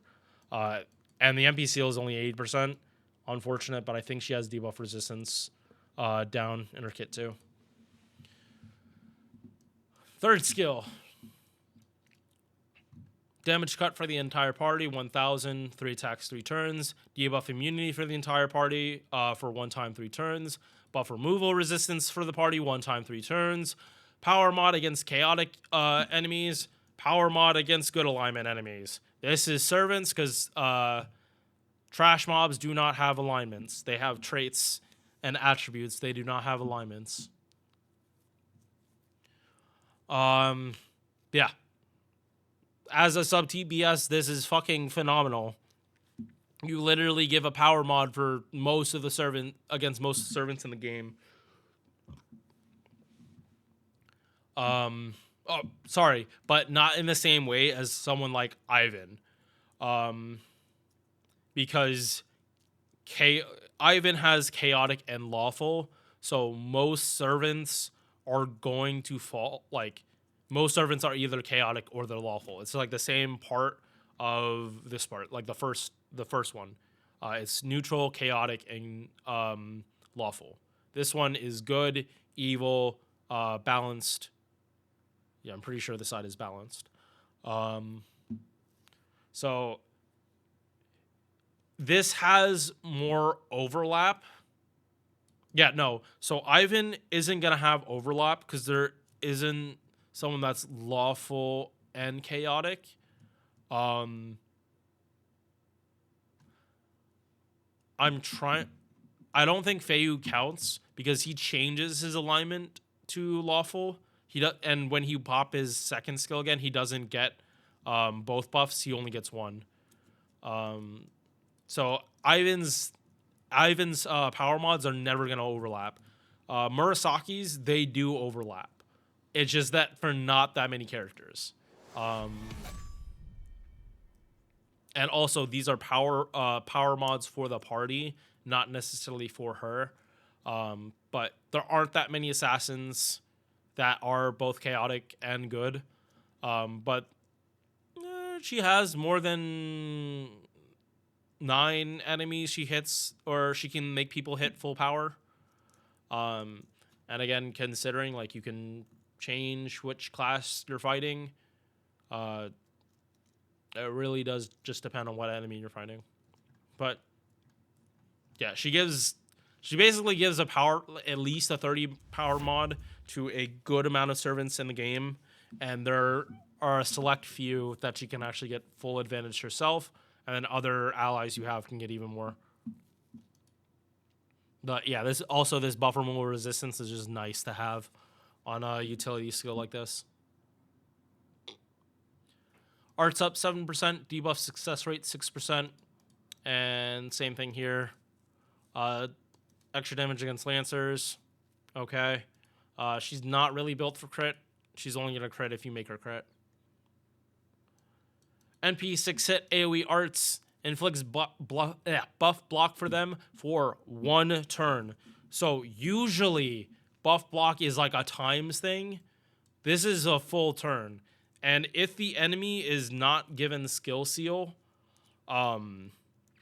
they're like, and you hit all 3 of them, there is actually a good chance that they're not gonna do anything. They're gonna try to pop a buff, and nothing's gonna happen.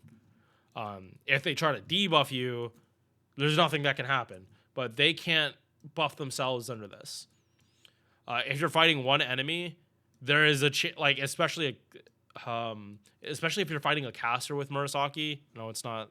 You wouldn't normally do that. But if you fight a caster, they have 2 actions. There might be a chance that if they don't have a cleanse, they waste both their actions trying to buff themselves, and it just doesn't do anything. The AI or the battle functions for FGO like tends to freak the fuck out when they get buff block, because a lot of them have programmed, if no buffs, activate buff skill. And if that does happen, they're literally wasting their turns. So, and like, because like you can't stack buff block on characters like Jolter, if you spam her MP, it's not going to do anything if they don't activate any buffs. Like, pretty sure you can't stack buff block. So Murasaki's buff block working like this is actually like really very nice. And she has super effective damage against trash mobs. So as a farmer, she just like has an easier chance of hitting overkill. All right. Yeah. And again, for the sake of fairness, I'm going to do Murasaki. But even though she doesn't have arts buffs herself, I really don't want to have my foot in my mouth on this, because like last time I checked Murasaki, like she felt really good as a farmer. But that's what we're here to confirm and double check.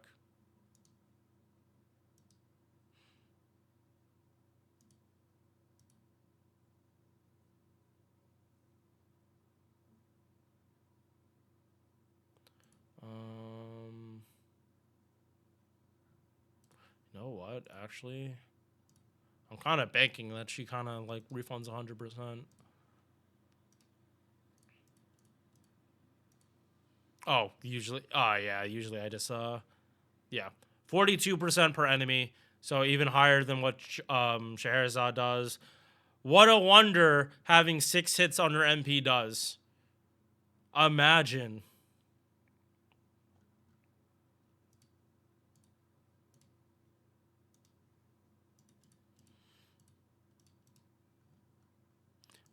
Bop. Bop. Bop. Yeah, like if you do Arch Chain in turn 2, like there's a good chance you can actually double pop Castori's MP. Like literally, you do a face card, a Castoria face card, like before Murasaki's MP and an Arch Chain, and you probably can triple pop Castori's MP, farming with her in some cases. And again, this is casters, so she has a better time than normal. But again, you can mitigate that, and also like this, because she's only MP1, this enemy is only giving her 16%. Like against assassins, this is probably going to end up being closer to 30. So she might be missing a little bit, but nothing Oberon can't solve with his 20. Okay. Okay. So she hits less.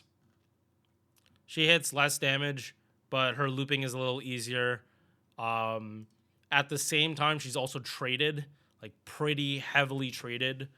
So this is probably the worst enemy she could have gotten to fight against, even though her attribute is like good. None of her power mods are activating,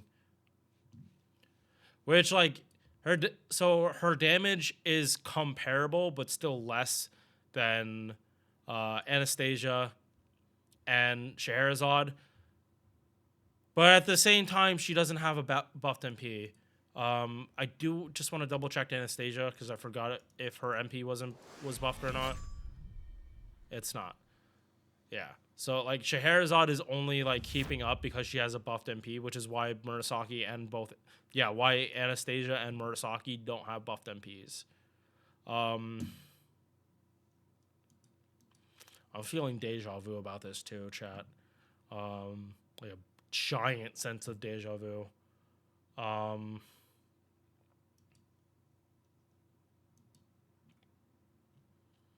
But yeah, if I said this before in previous lists, I'm still gonna say it. Like this is just better party utility than just being a generic farmer. If she's still if without, she does not have MP gain and she doesn't have arts in her own kit. If she got a buff that gave her arts or MP gain, she would do more damage. She would probably be more comparable. If she got an MP buff, she already loops fine. She would be doing more damage than her competition by a lot. Not willing to put her in EX though. Definitely like I rank her higher than Anastasia and Scheherazade because if you're looping like 40 on one enemy as a caster, it's probably getting a good amount back. So she could potentially loop against 2 enemies and get enough refund from it back that it's not as big of a deal. Like she's not gonna need like another 50. She's gonna need like 30 or 30, 40 or less, which is just like easier thresholds. Again, you can move them all around if you want. This is just like what I'm valuing. And she gives the most outside of farming while still being like fairly decent at it.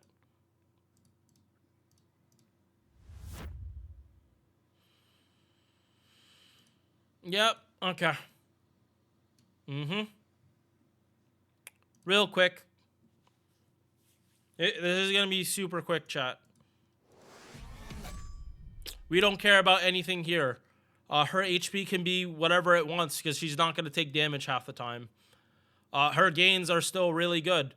Yeah, and sometimes you can even, if shit goes south, you can use her as a solo unit. And because of how her kit works, it's probably not going to be the worst thing. 20 attack and 30 battery. 20 battery, 30 MP gain. Arts up, 50% power mod against threats to humanity, the hardest fights in the game, and an invul for one time. Debuffs resistance, arts up, 12%. Arts crit damage, 10%. Crit attack resistance, 20%. Get whatever you want. This was uncontested the best part of her kit entirely. 30 attack, full cleanse, and depending on OC, you would just straight up not take damage. And there was literally nothing the enemy can do except buff strip you. You didn't even see anti-purge on the enemy side. This was not a thing that you fought against. So there never needed to be a counter. And only recently in OC3 did they finally nerf anti-purge defense by making it so you would pair it with dodge over anything else, so that nothing can really get past. She is still broken. If you don't have her, she's still the first character you should be getting, because there are plenty of fights where you cannot pick supports, and you will notice very quickly what it feels like to not be using Castoria versus you using Castoria. If you have tertiary looping supports, you can get away without needing your own, but we're talking about maxing out 3 stars and using more than 1 3-star at the same time.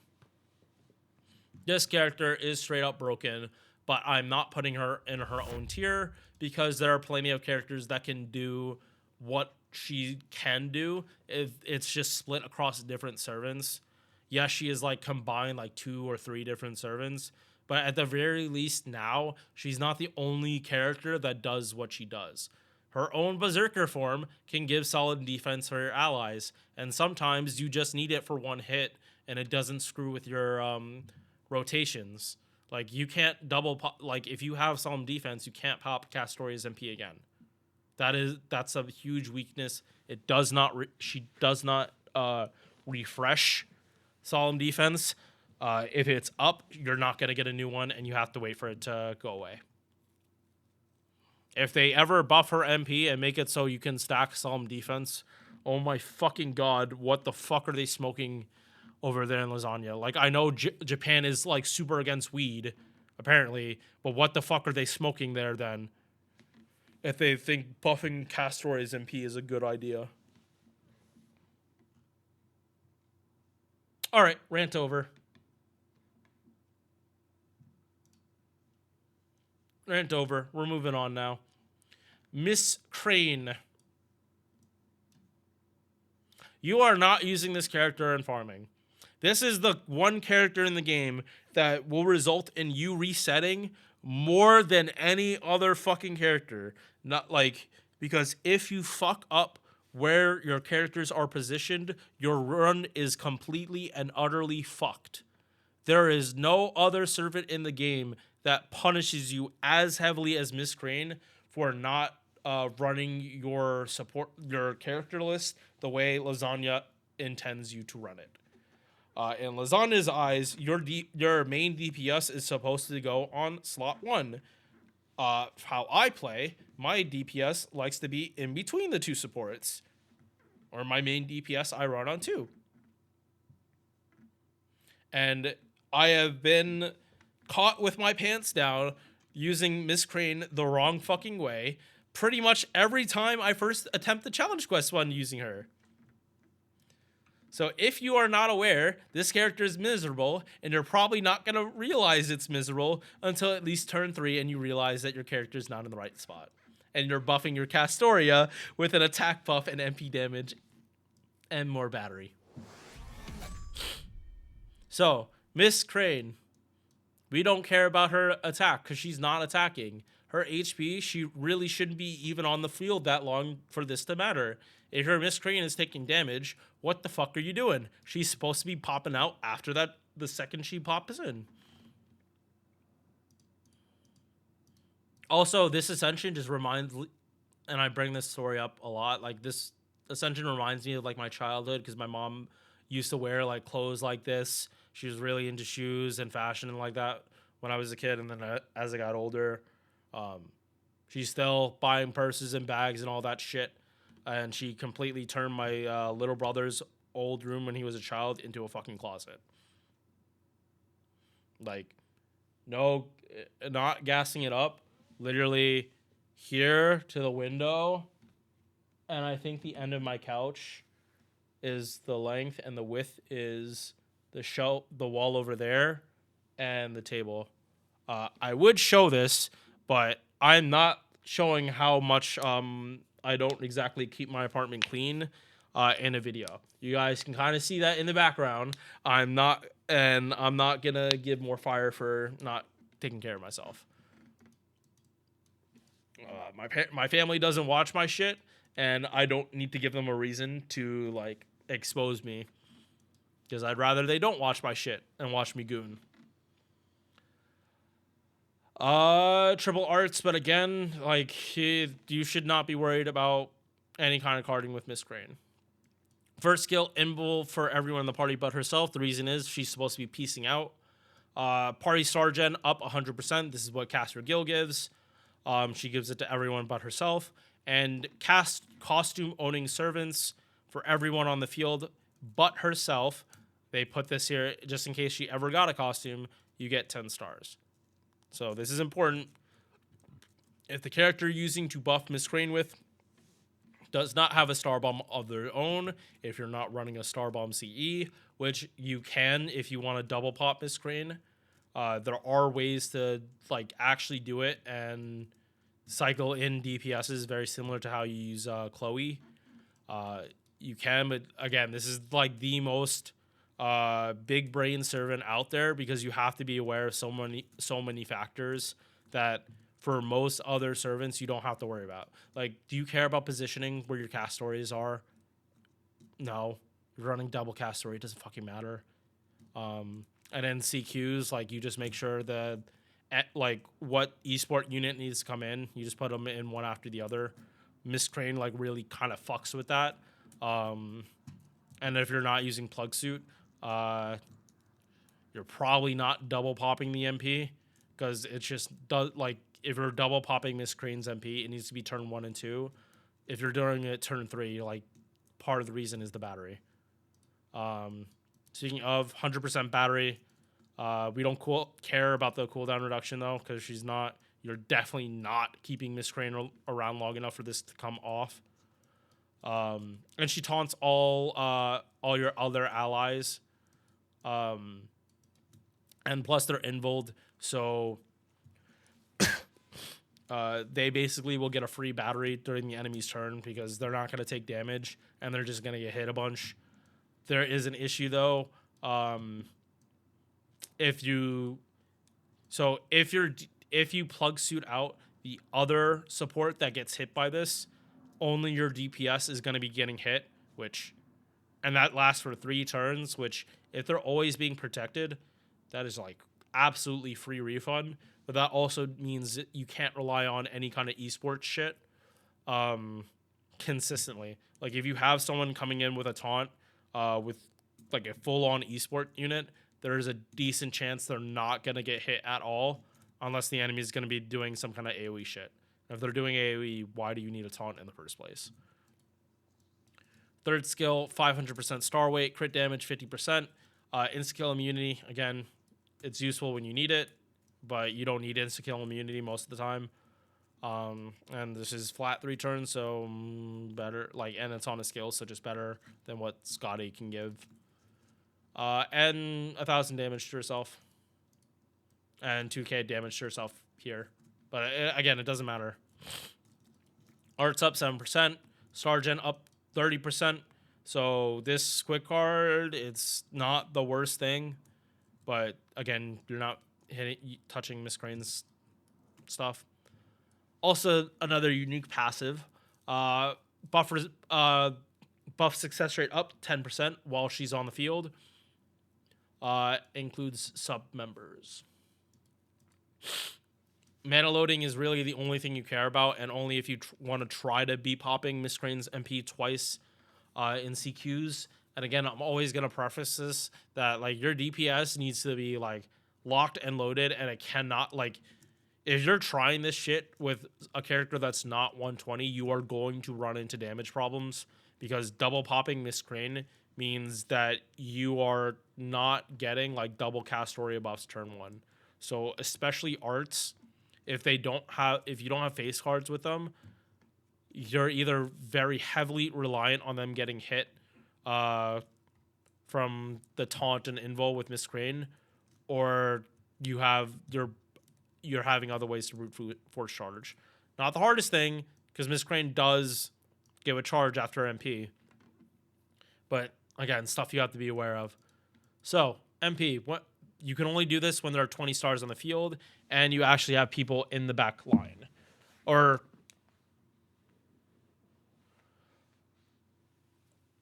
oh no, sorry. You can activate this if you don't have people in the back line, and Miss Crane will just dodge like getting hit by an MP. But you need to have like 2 characters. You have to have 2 other characters, otherwise she's not piecing out. Which again makes sense. She's not gonna leave one character on the field by themselves. But yeah, 20% base attack up, 30% MP damage. She puts herself in the last slot of your party. So if she's in slot 3, she's gonna move to 6 and push everyone forward. Literally what Summer Kuro does, but this is on the MP while Kuro does it on a skill, and it tends to be why people like Kuro better, just because they're not activating a skill is just easier than an MP. And I do also want to say like Miss Crane and Summer Kuro kind of do give similar buffs for them piecing out. They both give attack and MP damage, and Kuro is just she is more user friendly. And Miss Crane's is flat 30, while Kuro generally is giving at least 30 if they're in AoE. Bond CE MP Gen for costume owning allies again except herself. By 20%, and her MP Gen goes up 50%. You're probably never going to use this, but if it's a passive, it's okay. So yeah, she is staying in extremely niche because you are not using her most of the time. All right, 1, 2, 3, 4, 5, 6, 7. Nice. Charlotte. Single target arts caster. Yeah, her main competition is fucking Medea Lily, right? Or no, yeah. No, it's Medea Lily. No, not Lily. Medea and Queen of Sheba. And by default, she hits harder because this is counting that who she's fighting is skill sealed. So her MP damage is on par with Queen of Sheba, but it's easier for her to pull off higher damage, especially depending on what team you run. Base attack is low, is very low for a 4-star. Not super low, but it is low. HP, it's okay, but still could be better. Yep, Sage Magician outfit. MP charge 0.53%. Triple art stack with 3 hits. And hit counts aren't great either. First skill, 30% arts up 3 turns. Confusion, 30% chance to skill seal.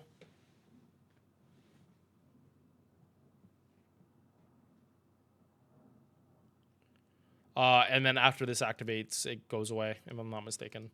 And then everyone gets a dodge for this turn. 1 dodge. So if you're fighting someone AoE, everyone tanks the hit. But that's about it. This is not going to last like some other characters. Second skill, guaranteed chance to skill seal. Stars per turn 10. And everyone's MP damage goes up 20% for 3 turns. And this is static. Does not level with the skill. Third skill, targeted 30 battery plus a battery for herself. So She can be a 60 battery, but it also can be a 30 battery for your Castoria or your Tamamo, and then another battery, and then she gets the other 30. So leeway, and with Tamamo, that is going to be her best support because it means like as high uptime on of a chance for the enemy to get skill sealed with her repopping the skill itself. Arts up 5%, crit damage up 10% for arts cards, debuff success rate up 6%, and star gen up 10%. Mana loading, definitely skill reloading. This is whatever, but you're not bringing her to fight Alter Egos. You shouldn't. Extra attack, crit damage, MP. 5 hits, single target. Arts, 20 stars, and super effective against skill sealed enemies. And Bond CE, power mod against skill sealed enemies by 30%. So yeah, you can choose when to skill seal. And again, the thing about skill seal is the enemies can't pop their skills, aka they will hit you and give you extra charge. Whether you need that or not depends on the unit. But this is like, I am gonna put her here, and this is because she's arts. Like I definitely in good conscience cannot put her on the same level as Cersei, because she is just gonna do like far better. She would work with Black Rail far better. Yeah, and like I know it's comparing like a single target buster to single target arts, but she actually has damage in her kit. You just have to be smart about it. Roll for Draco.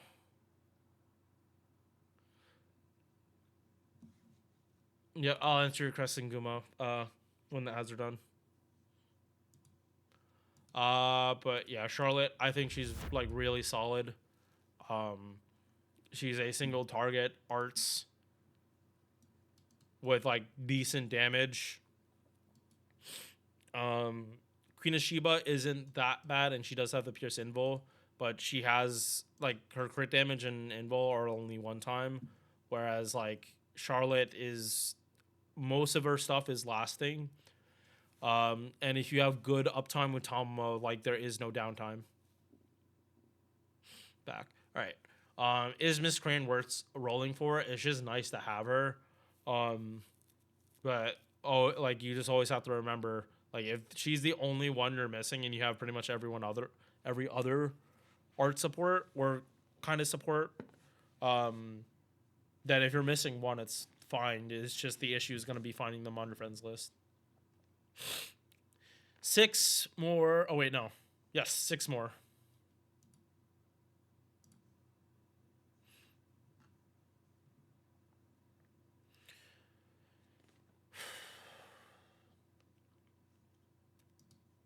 Okay. Oh, Kuni.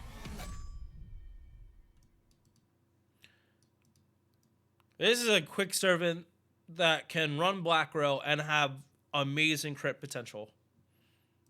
Like really, really good crit potential. There is not another single target quit in the entire another single target quick caster. So she has no enemies. And as you can see here, like Demonic isn't that common, but like 44,000 just from defense down. She's running Black Rail too. I don't think she has defense MP damage in her kit. So it's like all new buffs.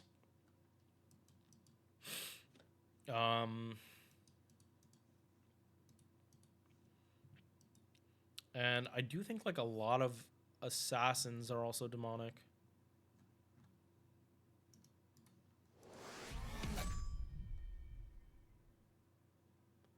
Yeah, no, there are a good amount of assassins and berserkers that are also demonic. Yeah, so let's go through it. base attack on the lower side, but not like super low. It's just it's slightly under, but it's not concerning. HP is on the lower side for a 5-star though. This would be concerning too.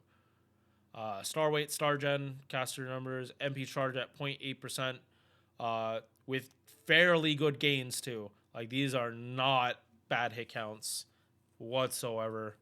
Especially because she's quick, she's probably going to be critting on them, and because she's quick, her mighty chains look fucking amazing.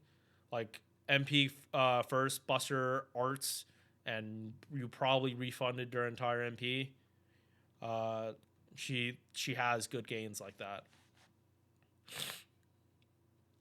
First skill, 30% Buster and 30% quick, along with a dodge to attack 3 turns on a 7 turn. I do think this is a little too high. I feel like we've seen this stuff at 6 turn. Can't remember servants off the top of my head that have it, but I do know to attack 3 turns with a card buff is usually like 6 turns.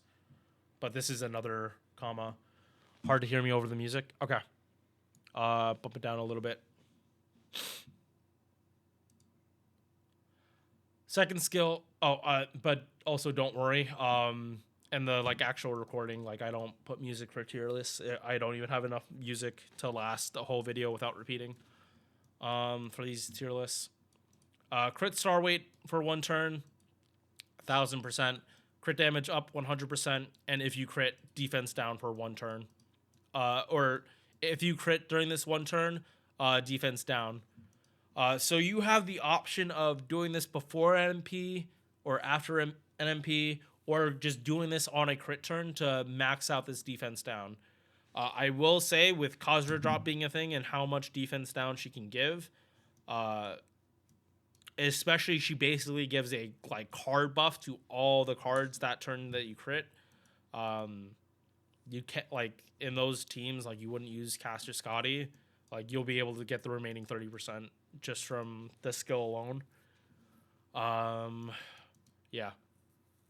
It would really be nice though if this was just straight 3 turns, and it wouldn't even be the craziest thing. Third skill, cooldown reduction, 50% battery, cooldown reduction targeted, 50% battery for herself, and crit stars. So she can do multi-core. It's just she's not going to be the best at it. It's like instead of using Summer Ibuki for the cooldown reduction, you would just use Okuni.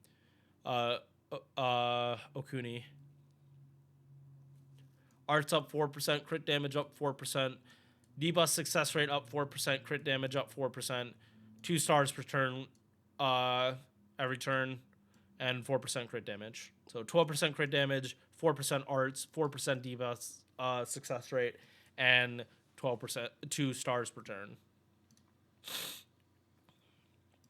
Anti-Pretender actually is a decent passive for her because like pretenders do less damage to cavalry. So this is a case if you don't have a foreigner or a berserker that you trust to kill the pretender, you can use Okuni to get this extra bonus, and that pretender is not going to hit you as hard. But really, all of her pens are good, and this pen does give like more uptime on this, to the point that if you use her with Vitch, you can double pop this, and like I have to preface, this needs to be like a turn that you have like basically Buster, quick Buster, like you're not going for a mighty chain, and you just like double stack this shit, and you probably will 200% crit damage, 50% Buster crit damage. 1 ruler Scotty is another 100% crit damage.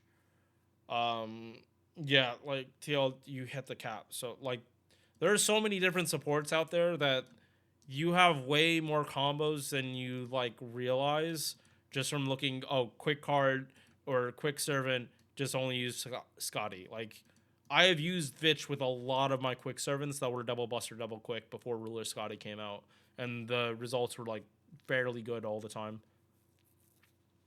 because like crits with quick servants is very nice. But yeah. Like higher uptime on this stuff is just nice, especially because 2 of the skills are at 7 turn.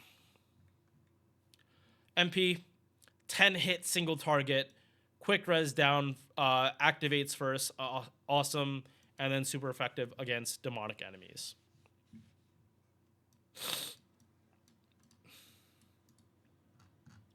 She is generic, but like has everything she really needs.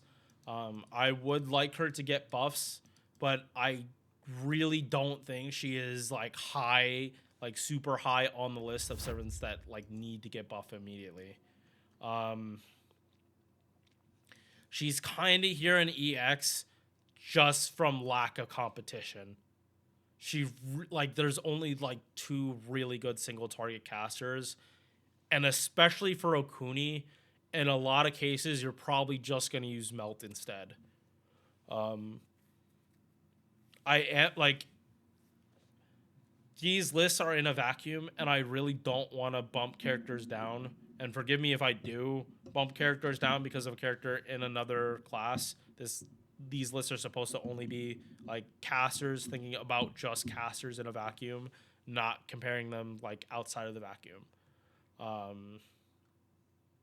Yeah. Also, if you want to say quick bias on me for this, like sure, I'm willing to take that too. I do like quick like more than other card types. If you want to like say she doesn't go here, she should be here. I get you, but this is where she's going. Next up, the rats. These, oh my god, chat. When I first saw this servant, oh my god, I saw their kid. I'm like, holy fucking shit. Like AoE quick servants that actually can do quick AoE casters that can actually do crit damage, and they loop like art servants. Caster flirting with manga. It doesn't help that like Rio like ups the meme with them. I'm pretty sure he's part of the writing for them. And like I don't know, like every time they show up on screen they have that Rio style humor, and it's like he knows what he's doing, because like they're always talking about please stop, you're gonna make us multiply and shit, and it's like the blushing face. It's like fucking like if you've read Rio learning with manga, you know exactly like what, like you know exactly what he's bringing up, because Rio is just like us for real, for real. He gets the community. He gets how we're feeling. Like learning with manga and Ritsuka don't understand. Like they're not like animated like Fate animes, but they're somehow they embody what Fate Go is more than like, I want to say even Babylonia. Like Babylonia anime like brought people in, but like learning with manga and Ritsuka doesn't understand is like relatable shit. Even if fucking okay, hold up. Yeah, let me show you the cursed atrocities. Learning with manga hand Gurako.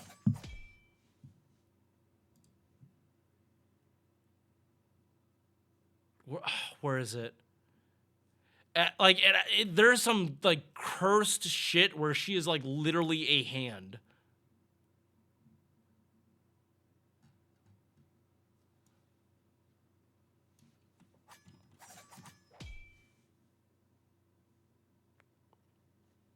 And also just learning with manga is like some, yeah, like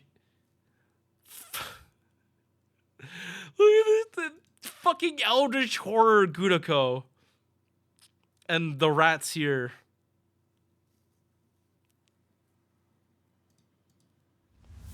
All right, let's move on, because I do need to get this done. It's 2:00 and I want to smoke.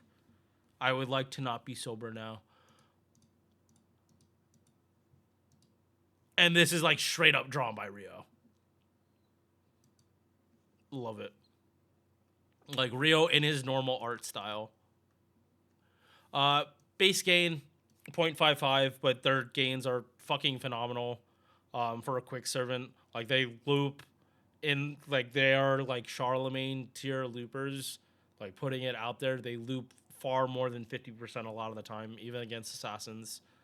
Quick up 30%, crit stars, heals the entire party 1k, 5 turn cooldown, 30% battery, charge per turn 10%. So even she has an easier chance hitting the 50 threshold, even with her stellar gains. Dodge for the party 1 time 3 turns, and 30% MP gain. She is one of those quick servants that you do need like every skill level though. So if you don't have the lures, you are gonna suffer on this. Arts up 2%, debuff success rate 4%, very slight divinity for tickle. Need mana loading, and this doesn't really matter unless you're doing sustained fights. 9 hit AoE MP, quick res down, so 20% card buff, so essentially 50% every time she MPs as a 4-star, as long as she's actually able to land this. Ramp up 20% crit damage for the party, and anti-earth attribute. This is my trauma servant. I got MP4 Bunyan trying to get this servant, or MP3 Bunyan trying to get this servant, and I only got 1 copy of her. And I like did not go broke for Bunyan either. The 4-star rate up was just that shitty. I am gonna do Daiko's numbers, and I promise you, she is going to look like a an art servant. All right.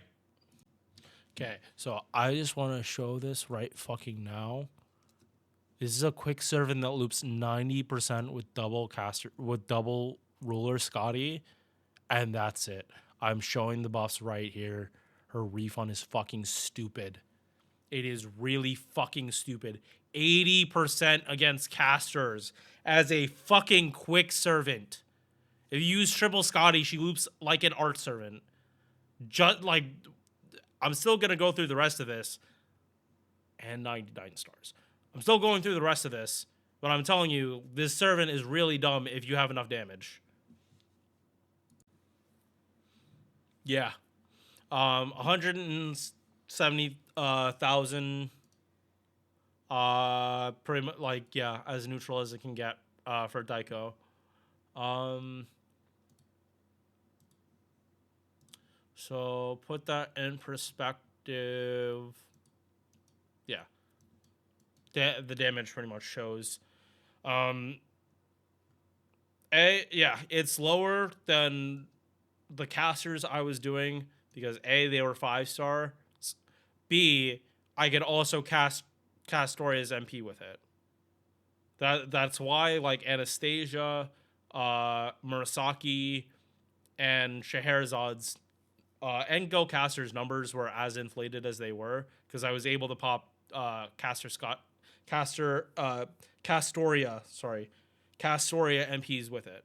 Daiko as a quick unit, that's not happening unless you're popping Caster Scotty MPs.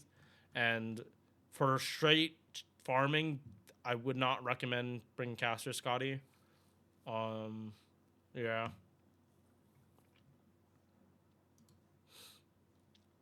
But yeah.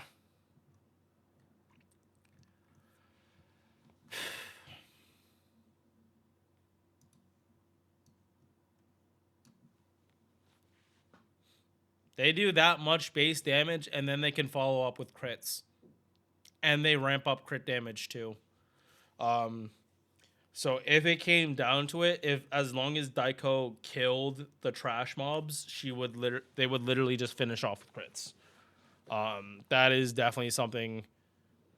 I just place so much more value in that than what Anastasia and Scheherazade are really doing.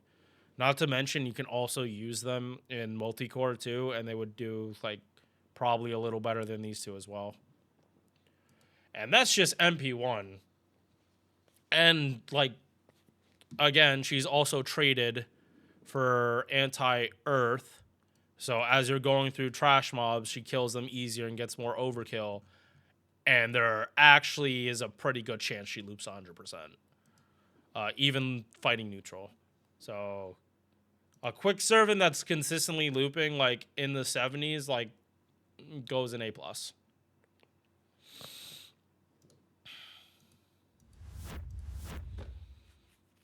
No, there is definitely still issues with her, especially at MP1. And that is going to be like her weaker base stats. All right. Wu Zetian Caster is also going into extremely niche because she enables undead power mod on literally every servant in the game or every enemy in the game. I'm pretty sure most of them can't resist it outside of like debuff success rate. And I think because of how it's coded, even debuff immunity isn't going to work on this because it's not a debuff, it's a trait. They're like, it always depends on some of these traits whether or not they're being counted as a debuff or just a trait. Yeah.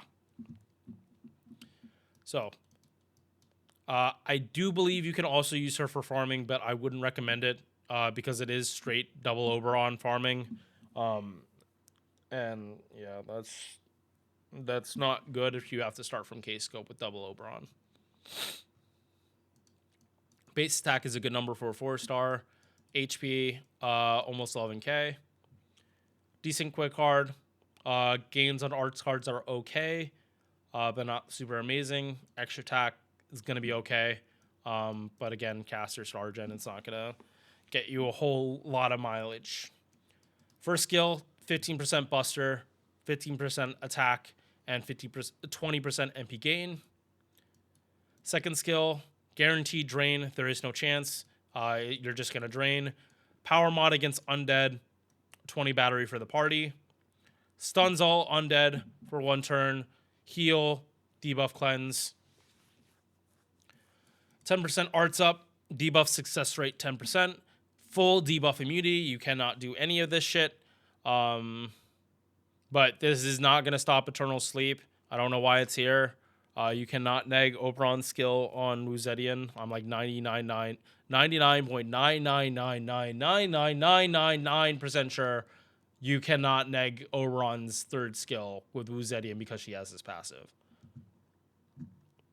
If I'm wrong on that, please call me out. But I'm just hopping. No, this is casterless. But Melisande is literally in her own tier. I could not, in good conscience, like put her in the same tier as any other character. She can literally solo 90+ nodes and some 90++. Yeah, I can't rank her any lower than her own tier. No, not when they've spent like 2 years trying to buff other servants to her level. Wu Zetian, get whatever. Get this, and it makes getting to MP easier. You don't need MLB K-Scope. You have more leeway. Or start with a 75, and then you're probably good for like lower cost. MP, 5-hit AoE Buster, Inflex Undead trait on all enemies activates first. So this means that her power mod will activate immediately, even for herself. Super effective damage against man attribute. Defense down after damage. MP damage up 10% for 1 turn for herself. Again, I don't see her as a DPS. Oh, yeah. Power mod against undead, even more, and MP gen up while she's on the field. I cannot see her as anything other than a support for Shisho, because she literally enables Shisho to hit 200% power mod plus against divine enemies, especially divine archers, and there are a metric shit ton of divine archers in the game that Shisho kind of just bends them over her lap, and I would say spanking, but it's more like she's gonna restrain you and then just try to stab you with Gay Bolg, and it's your job to not get stabbed. Good luck with that. If you try to argue that you can't, I'm sure Ku would like argue with her, saying he doesn't have a chance to dodge. And I'm pretty sure we all know that Shisho is just gonna say "suck it up," just dodge forehead easy.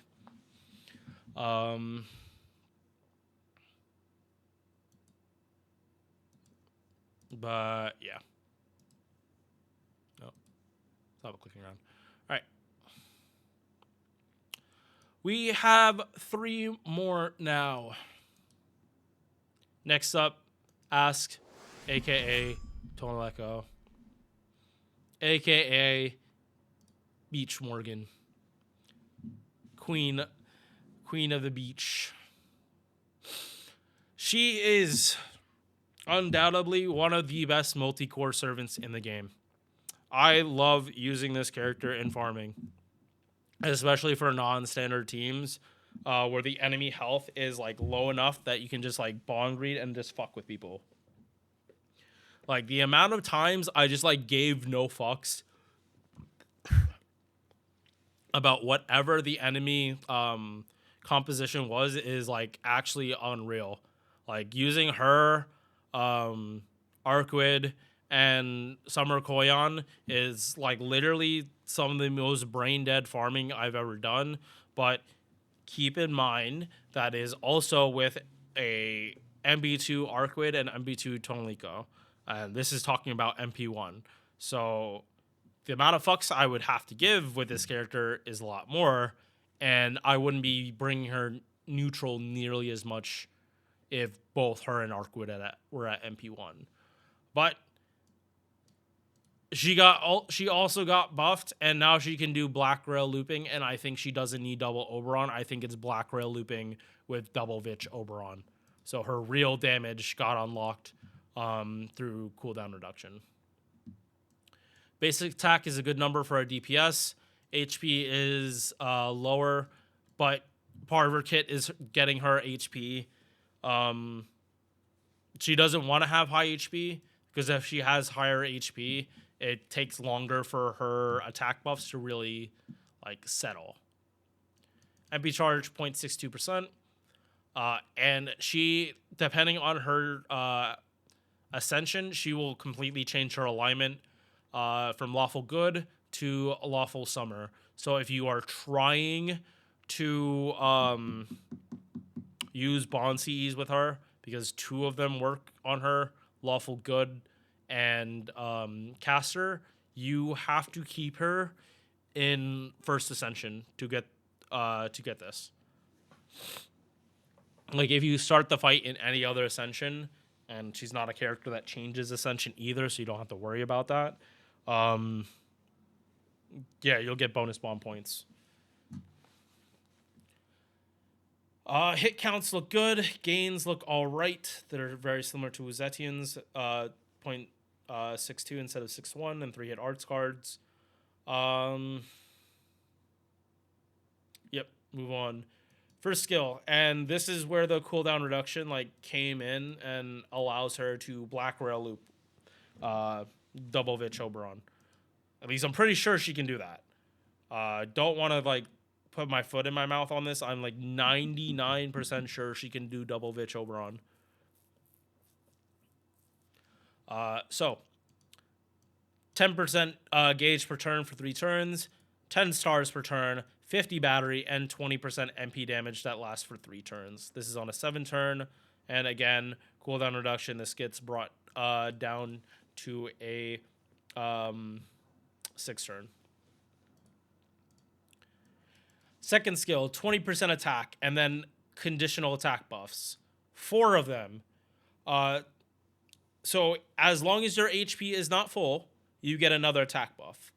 75%, 50%, and less than 25%.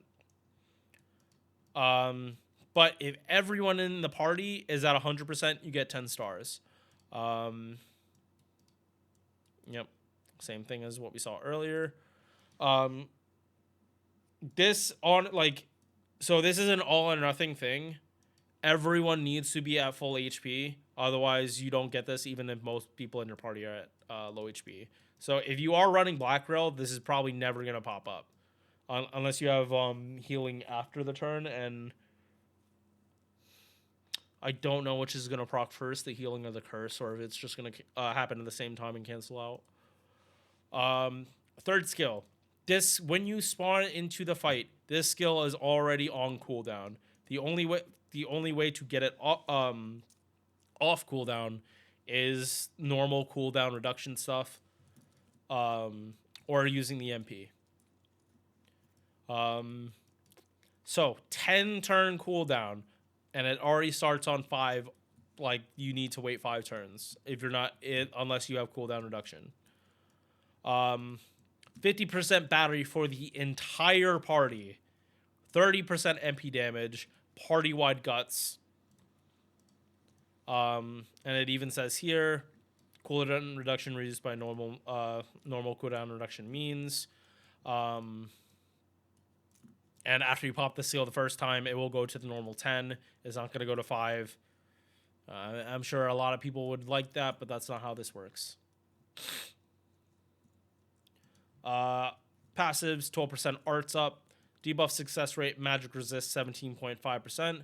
And Fey Eyes, 12% crit attack chance resistance. These two are absolutely mandatory. I don't think mana loading, though, is necessary for Tonalico. I think all you need is a pen 5, and then you're able to do Black Girl looping, and I will definitely be showing that very, very, very soon. 5-hit AoE Buster. Invul for herself, 1 attack, 1 turn. Damage to all enemies. Super effective damage against evil alignment, and this scales with that extra copies, but we're only focused at MP1, so we're here at 150%. And defense down 20% after damage. OC, 30% Buster, but here is where you want to be. Every time you pop MP, the cooldown on this skill goes down.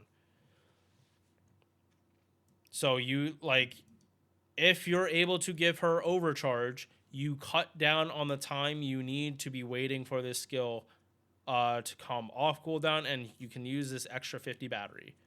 So she had in normal bitch farming, the final turn is not you using an Oberon battery on Tonalico. It is you popping this and this on turn 3. So Oberon pretty much has free charge, and you're pretty much only bringing him there. Or it's not free charge. You need his 50. So you technically don't need Oberon. It's just you have so much MP damage, and you're starting with Black Rail that there's no reason not to bring Oberon. All right, so I'm going to do this real quick, and yeah. Okay, so just pointing this out, unlike the last few characters, Tonalico actually has a negative on the attribute modifier, so this is not helping her case whatsoever. But 289,000 single target. And this goes up because this is again 0.9, so it would go up another 30,000, close to it, or 29,000. So closer to 320,000, which is definitely better than what she had before, but there really isn't that much of a difference between double Oberon Vitch versus double Vitch Oberon, except your turn 1 damage is significantly higher. 70,000 turn 1, 110,000. And again, and these are all negative modifiers. All of this is negative modifiers.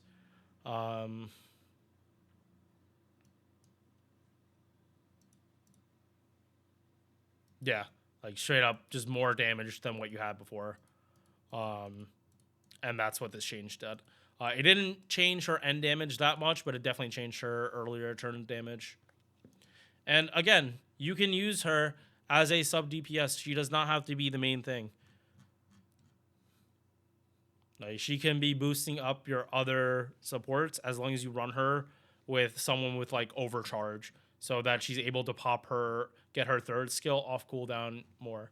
Which again is why Koinskaya of Dark is a good servant to run with her because she does provide overcharge, and fits her battery profile a little better. So yeah, he goes there. And she also scales better the higher copies you have. She's one of those units like anniversary servants tend to have it. Like you don't see it that often. But it's like Tonalico and Arquid are like prime examples of like them doing MP scaling that probably isn't the best. Like it would have been better if it was OC, but it's a reward for anniversary, so it is what it is. All right, two more. Yui Shosetsu and Alice. So, if you don't know who this character is, she is from Samurai Remnant. And she is from a different route of Samurai Remnant than the Iori that we get as a welfare. Because I believe the Iori we get is from like the bad end, and this Yui Shosetsu is from her ending in the game. Again, I didn't read through this event, so I don't exactly know, but like she got the drip.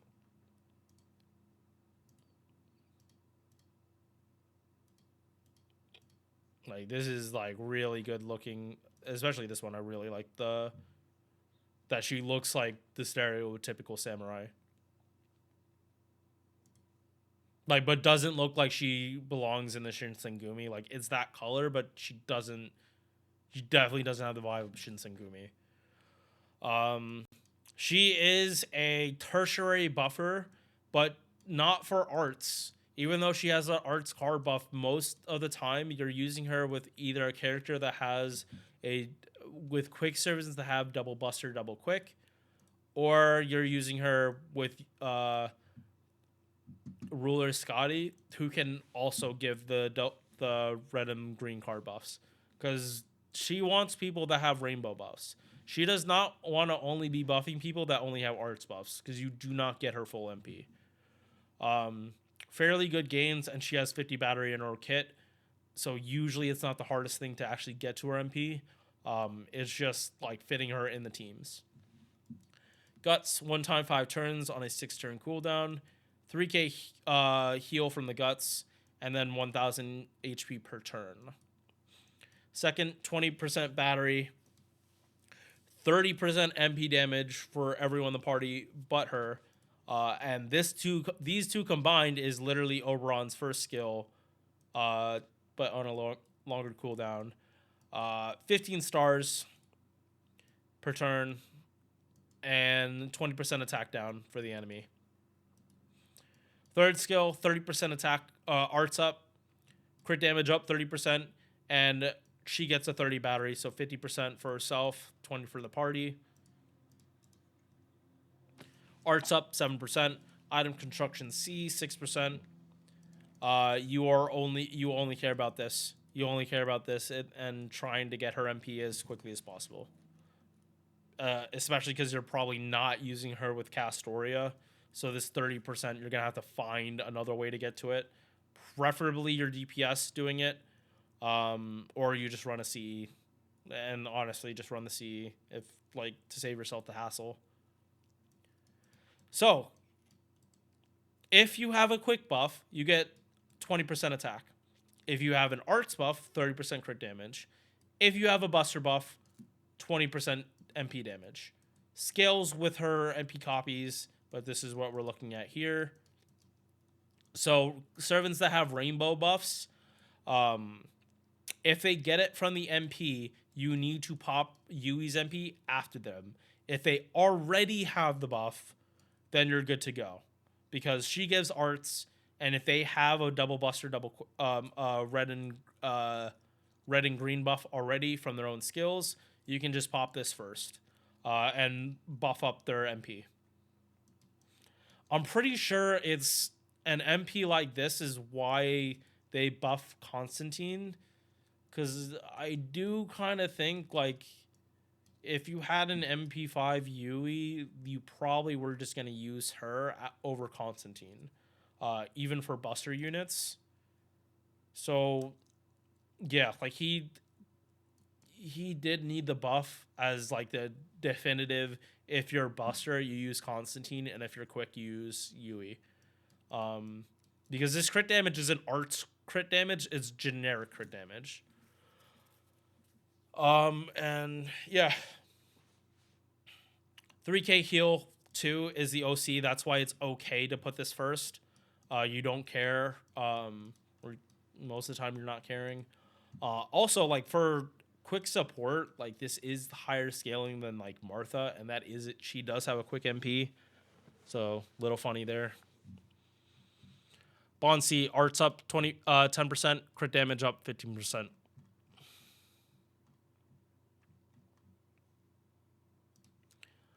She is solid.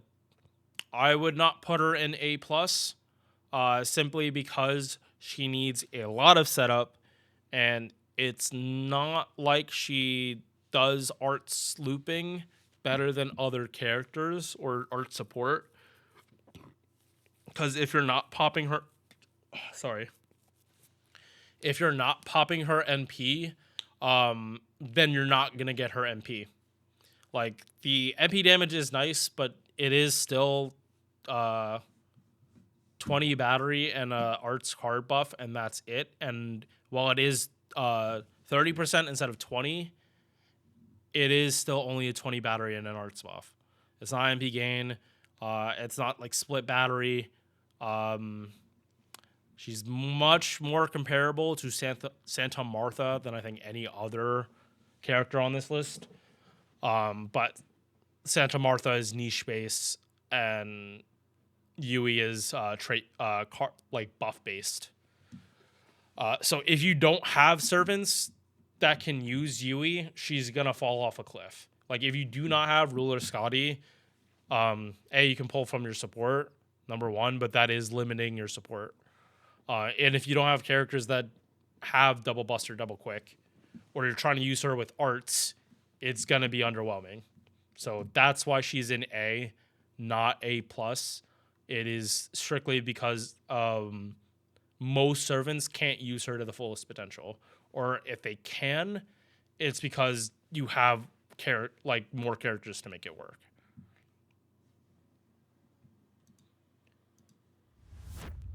All right. I'm gonna go to the bathroom real quick before I finish this. Last up, we have Kunonji Alice. If you've read Witch on the Holy Night, which I definitely recommend, it was awesome read. If you like a lot of the more like slice of life characters interacting with each other over like constant fighting, like you see like in the Grail Wars and FGO, Witch on the Holy Night is like there. Like, there aren't many like fucked up scenes like you see in Fate Stay Night, like with Sakura and the worms. Less said about that, the better. This feels like a story of 3 people like rooming together in college. Like, that is their dynamic, and I fucking love it. As like an adult, like I just get their dynamics. Alice and Alco, oh my fucking god. Poor Sotochi. Poor Sotochi. He makes mistakes. They get mad at him, and then they don't tell him what mistake he made and that he needs to figure it out.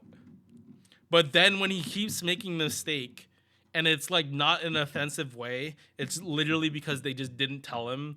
Both of them just double and triple down on it and keep not telling him, even though it annoys them. Like, okay, so here's the example. Alice is a big tea drinker. So Sojiro, trying to be nice and get Alice to at least acknowledge him, uses her tea to make the tea. Because he thought she didn't like tea from tea bags. Alice was mad, like, gave him a look because he made the tea really shittily, but it also is her tea and she doesn't want to throw it out. So she's still going to drink it, but her pride's not going to tell Sono G exactly what's wrong, and he'll keep, and like she acknowledges he's trying to be nice, and she also acknowledges this isn't something I should really be killing him over, but I'm also still not going to tell, like, he still needs to fix this for himself. And Aoko's not going to say shit because it's none of her business. It doesn't affect her. And she honestly is probably waiting for Alice to snap at him. Like, oh my god, like their dynamic was just good. I can't wait to read the event she comes in, and then Witch on the Holy Night too. Hopefully that does come out in the near future. Now that Nasu said he was going to take a break from FGO at the end of part 2. I'm pretty sure he said that. But Nasu has always been like about like Doom posting end of service pretty much. But yeah, that's enough talking about Witch on the Holy Night. Let's talk about Alice. Yeah, so if you've played through the game, this is how she normally looks. In this ascension, you are like, what the fuck happened? And it even says she changes from chaotic good to chaotic evil. Nasu himself said, imagine planning for a sequel or 2 sequels down when you haven't even written the first sequel.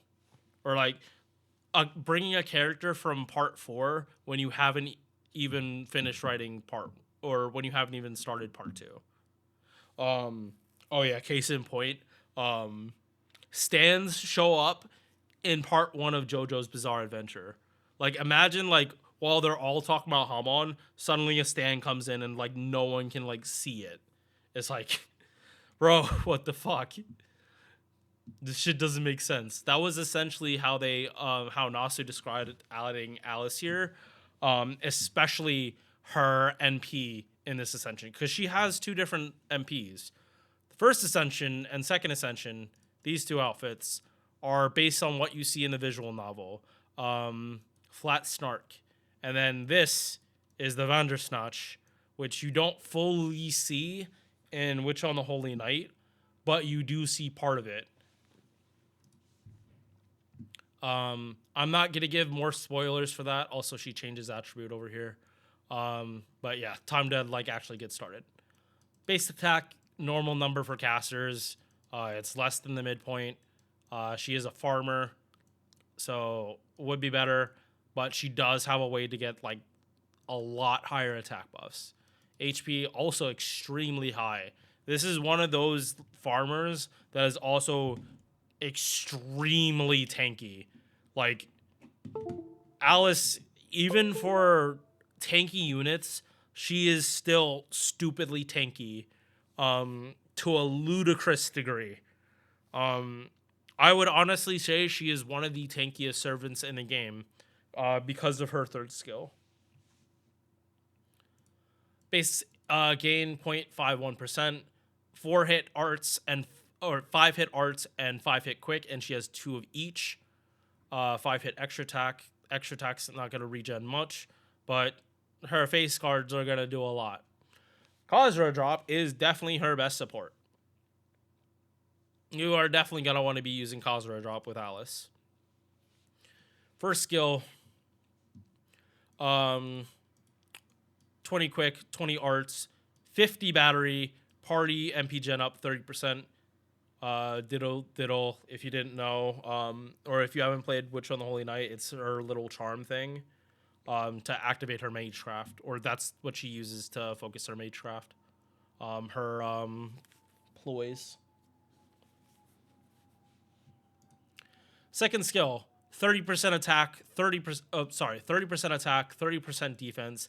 And if you're on Forest, City, or Darkness, you get another 20%.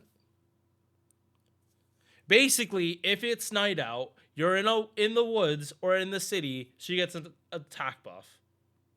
That is like that is most of the places that you can fight in this game. Darkness overlaps with a whole bunch of stuff. At least I'm like 90% sure darkness just means the sun isn't out.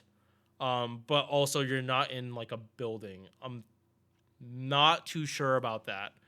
But forest and city, they show up so commonly, especially in part one. So much in part one is like forest or city.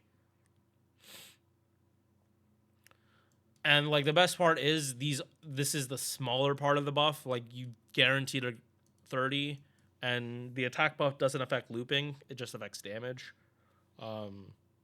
So yeah, you need to watch out for this, but it's also not something that's truly gonna impact your looping, like say Nero, where her arts buff is conditional if she's on city. So yeah, there could be better things. Also, Thames Troll.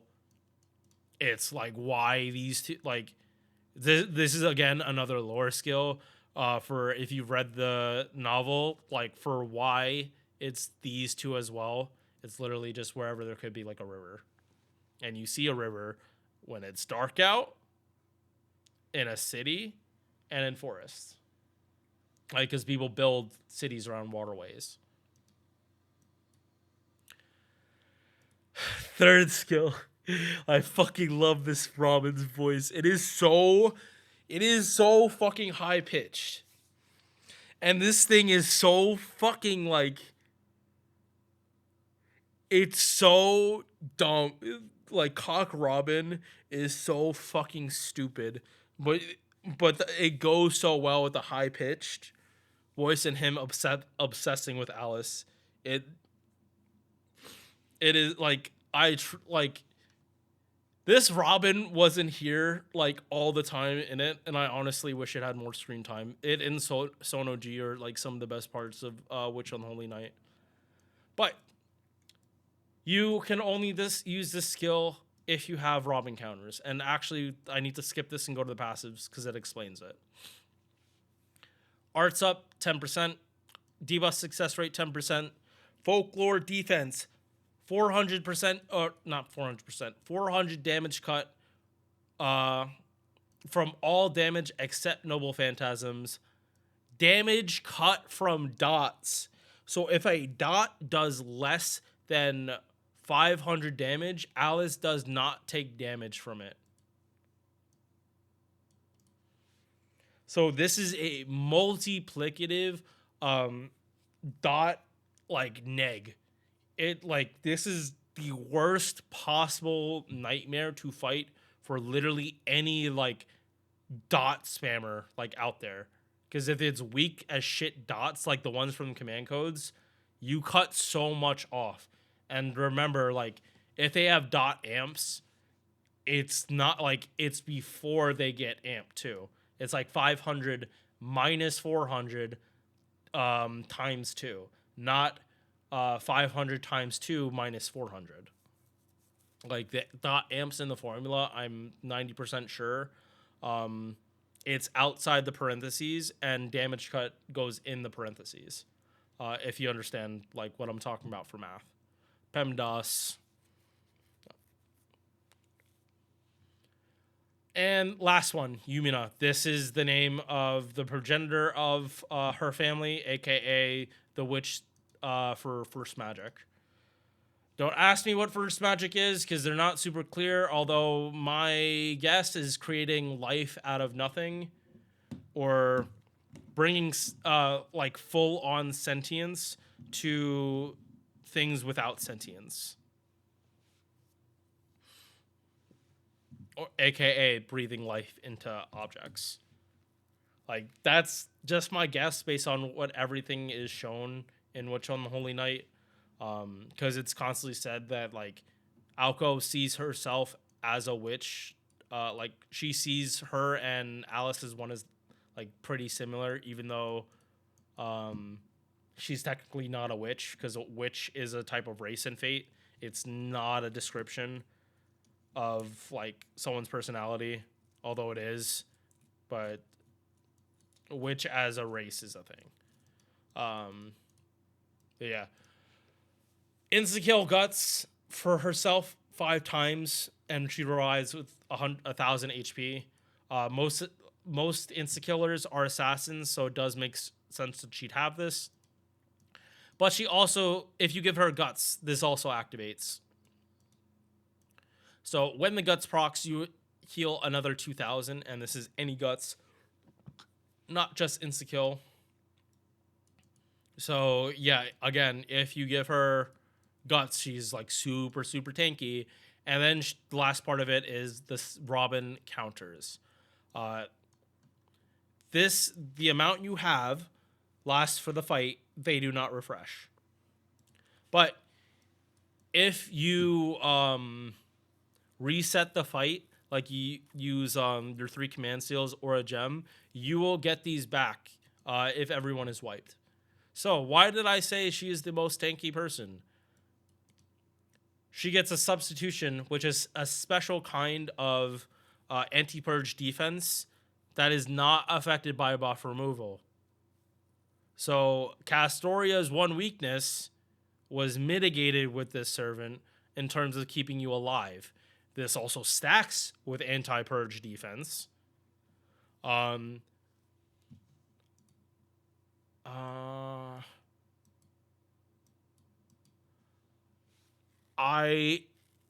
because this is anti-purge, I do believe this does get nagged by Hawkno's MP. Not entirely sure on that, because you can't exactly fight the Hawknos with Alice except for once, and I didn't exactly test it then. And it's not like you can be fighting Alice out in the wild either. But yeah, you basically get a free dodge for 1 attack every 2 turns. So as long, like, every 6 attacks, she has a chance to dodge. And she gets 13 of these every fight. So as pretty much as long as she's not solo, she's probably not taking that much damage. And even if she does, damage cut, defense, she's not taking much damage. Pens, mana loading, because basically she has 90% charge as a quick unit, and she can use this 20% however she needs. So even if her loops are a little scuffed, just don't pop this turn 1, and yeah, just save this for when you need it for looping. MP, whether you're talking about Flat Snark or the Wonder Snatch, they're both 7-hit AoE quick, ignores dodge, power mod against humans, super effective against man attribute, inflicts terror, 60% chance to activate with stun, and crit attack chance down 20% for 3 turns. Bond CE, 30% MP damage, and she has debuff immunity while she has her fucking dodge. So many characters get broken if their Bond CEs are actually fucking good. Like, what the actual fuck? She has debuff immunity until she gets hit for 2 turns. So if you basically make it so you can't take the substitution never goes away, she just has straight up flat debuff immunity, and they also gave her 30% MB damage to go with it. Like, as far as Bond CEs go, this is like up. I do want to say this is like up there with Herc's Bond CE, because if an enemy is not gonna attack and they're just gonna spam debuffs, like also like a shit ton of dots, like it's not even gonna work on her. Like, they have to hit her for the substitution to go away, because even if they don't, like, and the enemies have a better chance of that working than you, the player, do against Alice, because you can't hit someone then pop skills. Like, and this can't be buff remove. Like, Alice as an enemy is just like, oh my fucking god, would just be annoying to fight.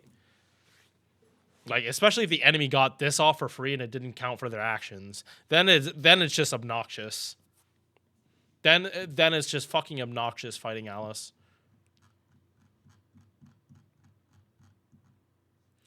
So, before I place her, last bit of math, and then I'll look at the list and see if I need to move anyone. Okay, so things to note. Alice is pretty much hitting as hard as Daiko. They are essentially interchangeable, but Alice is anti-man and has anti-human, so killing man attribute trash mobs is going to be easier for her. And Daiko can go anti-earth. Daiko's also better at multi-core than Alice, just flat out. There is a little scuffness here, but this is because if you're doing double Scotty with Alice because of her battery situation, Oberon's gonna be out turn 1.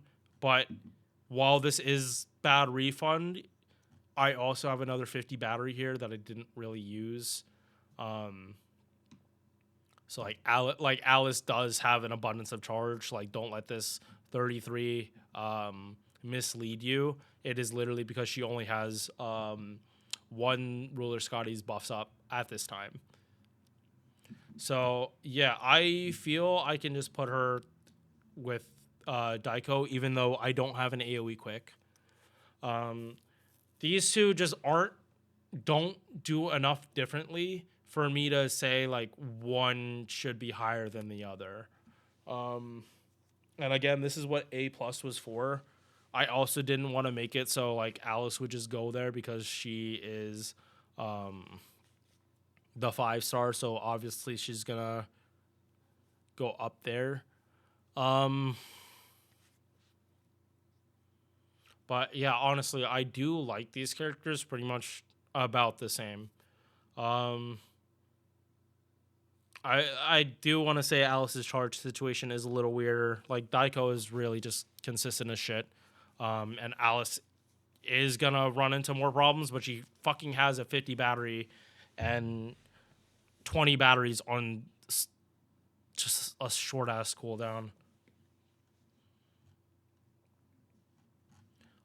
So my opinion, Alice isn't a straight up upgrade for Daiko. At MP1, they're honestly about even. It's just that Daiko at MP1 is not gonna have you're gonna have to have Oberon out in front as well.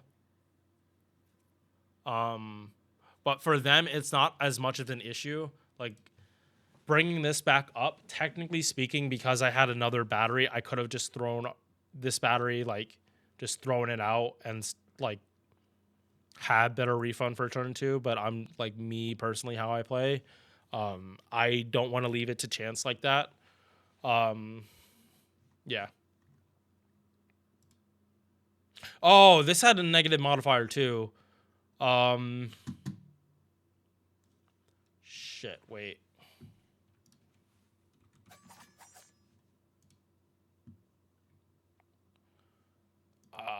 Sky. So she was neutral. And Alice was negative.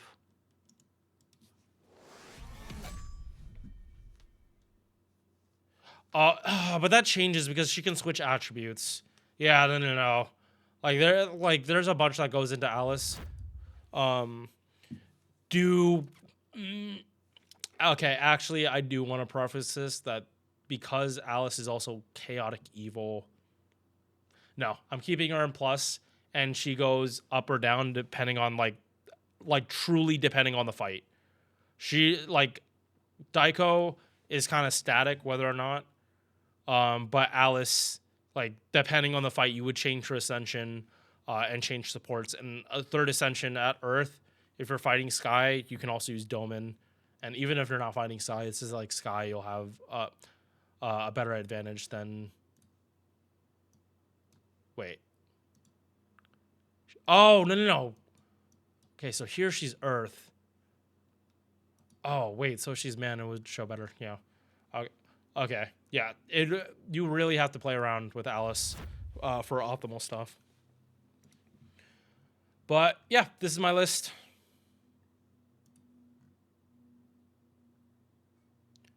Um, I'm hoping this looks different than it did last time. Uh, I know C&D again, not filled in, but there aren't. I don't think there are that many C&D tier 4 stars. Um, because none of these casters are deep. Like most of these casters aren't DPSs. Like if Lily was supposed to also like had a damaging MP, definitely she would be in D. But she doesn't. So yeah, I don't think this is gonna let me save. Yeah, it's not. I'm just gonna have to remake these lists later. Um, yeah. So hope you guys enjoyed. I managed to sit through this one. Uh, I'm tired and hungry. I will see you guys later. Peace. Thank you for making it to the end of this video. If you enjoyed, drop a like or sub. Hope to see you in the next one. Peace.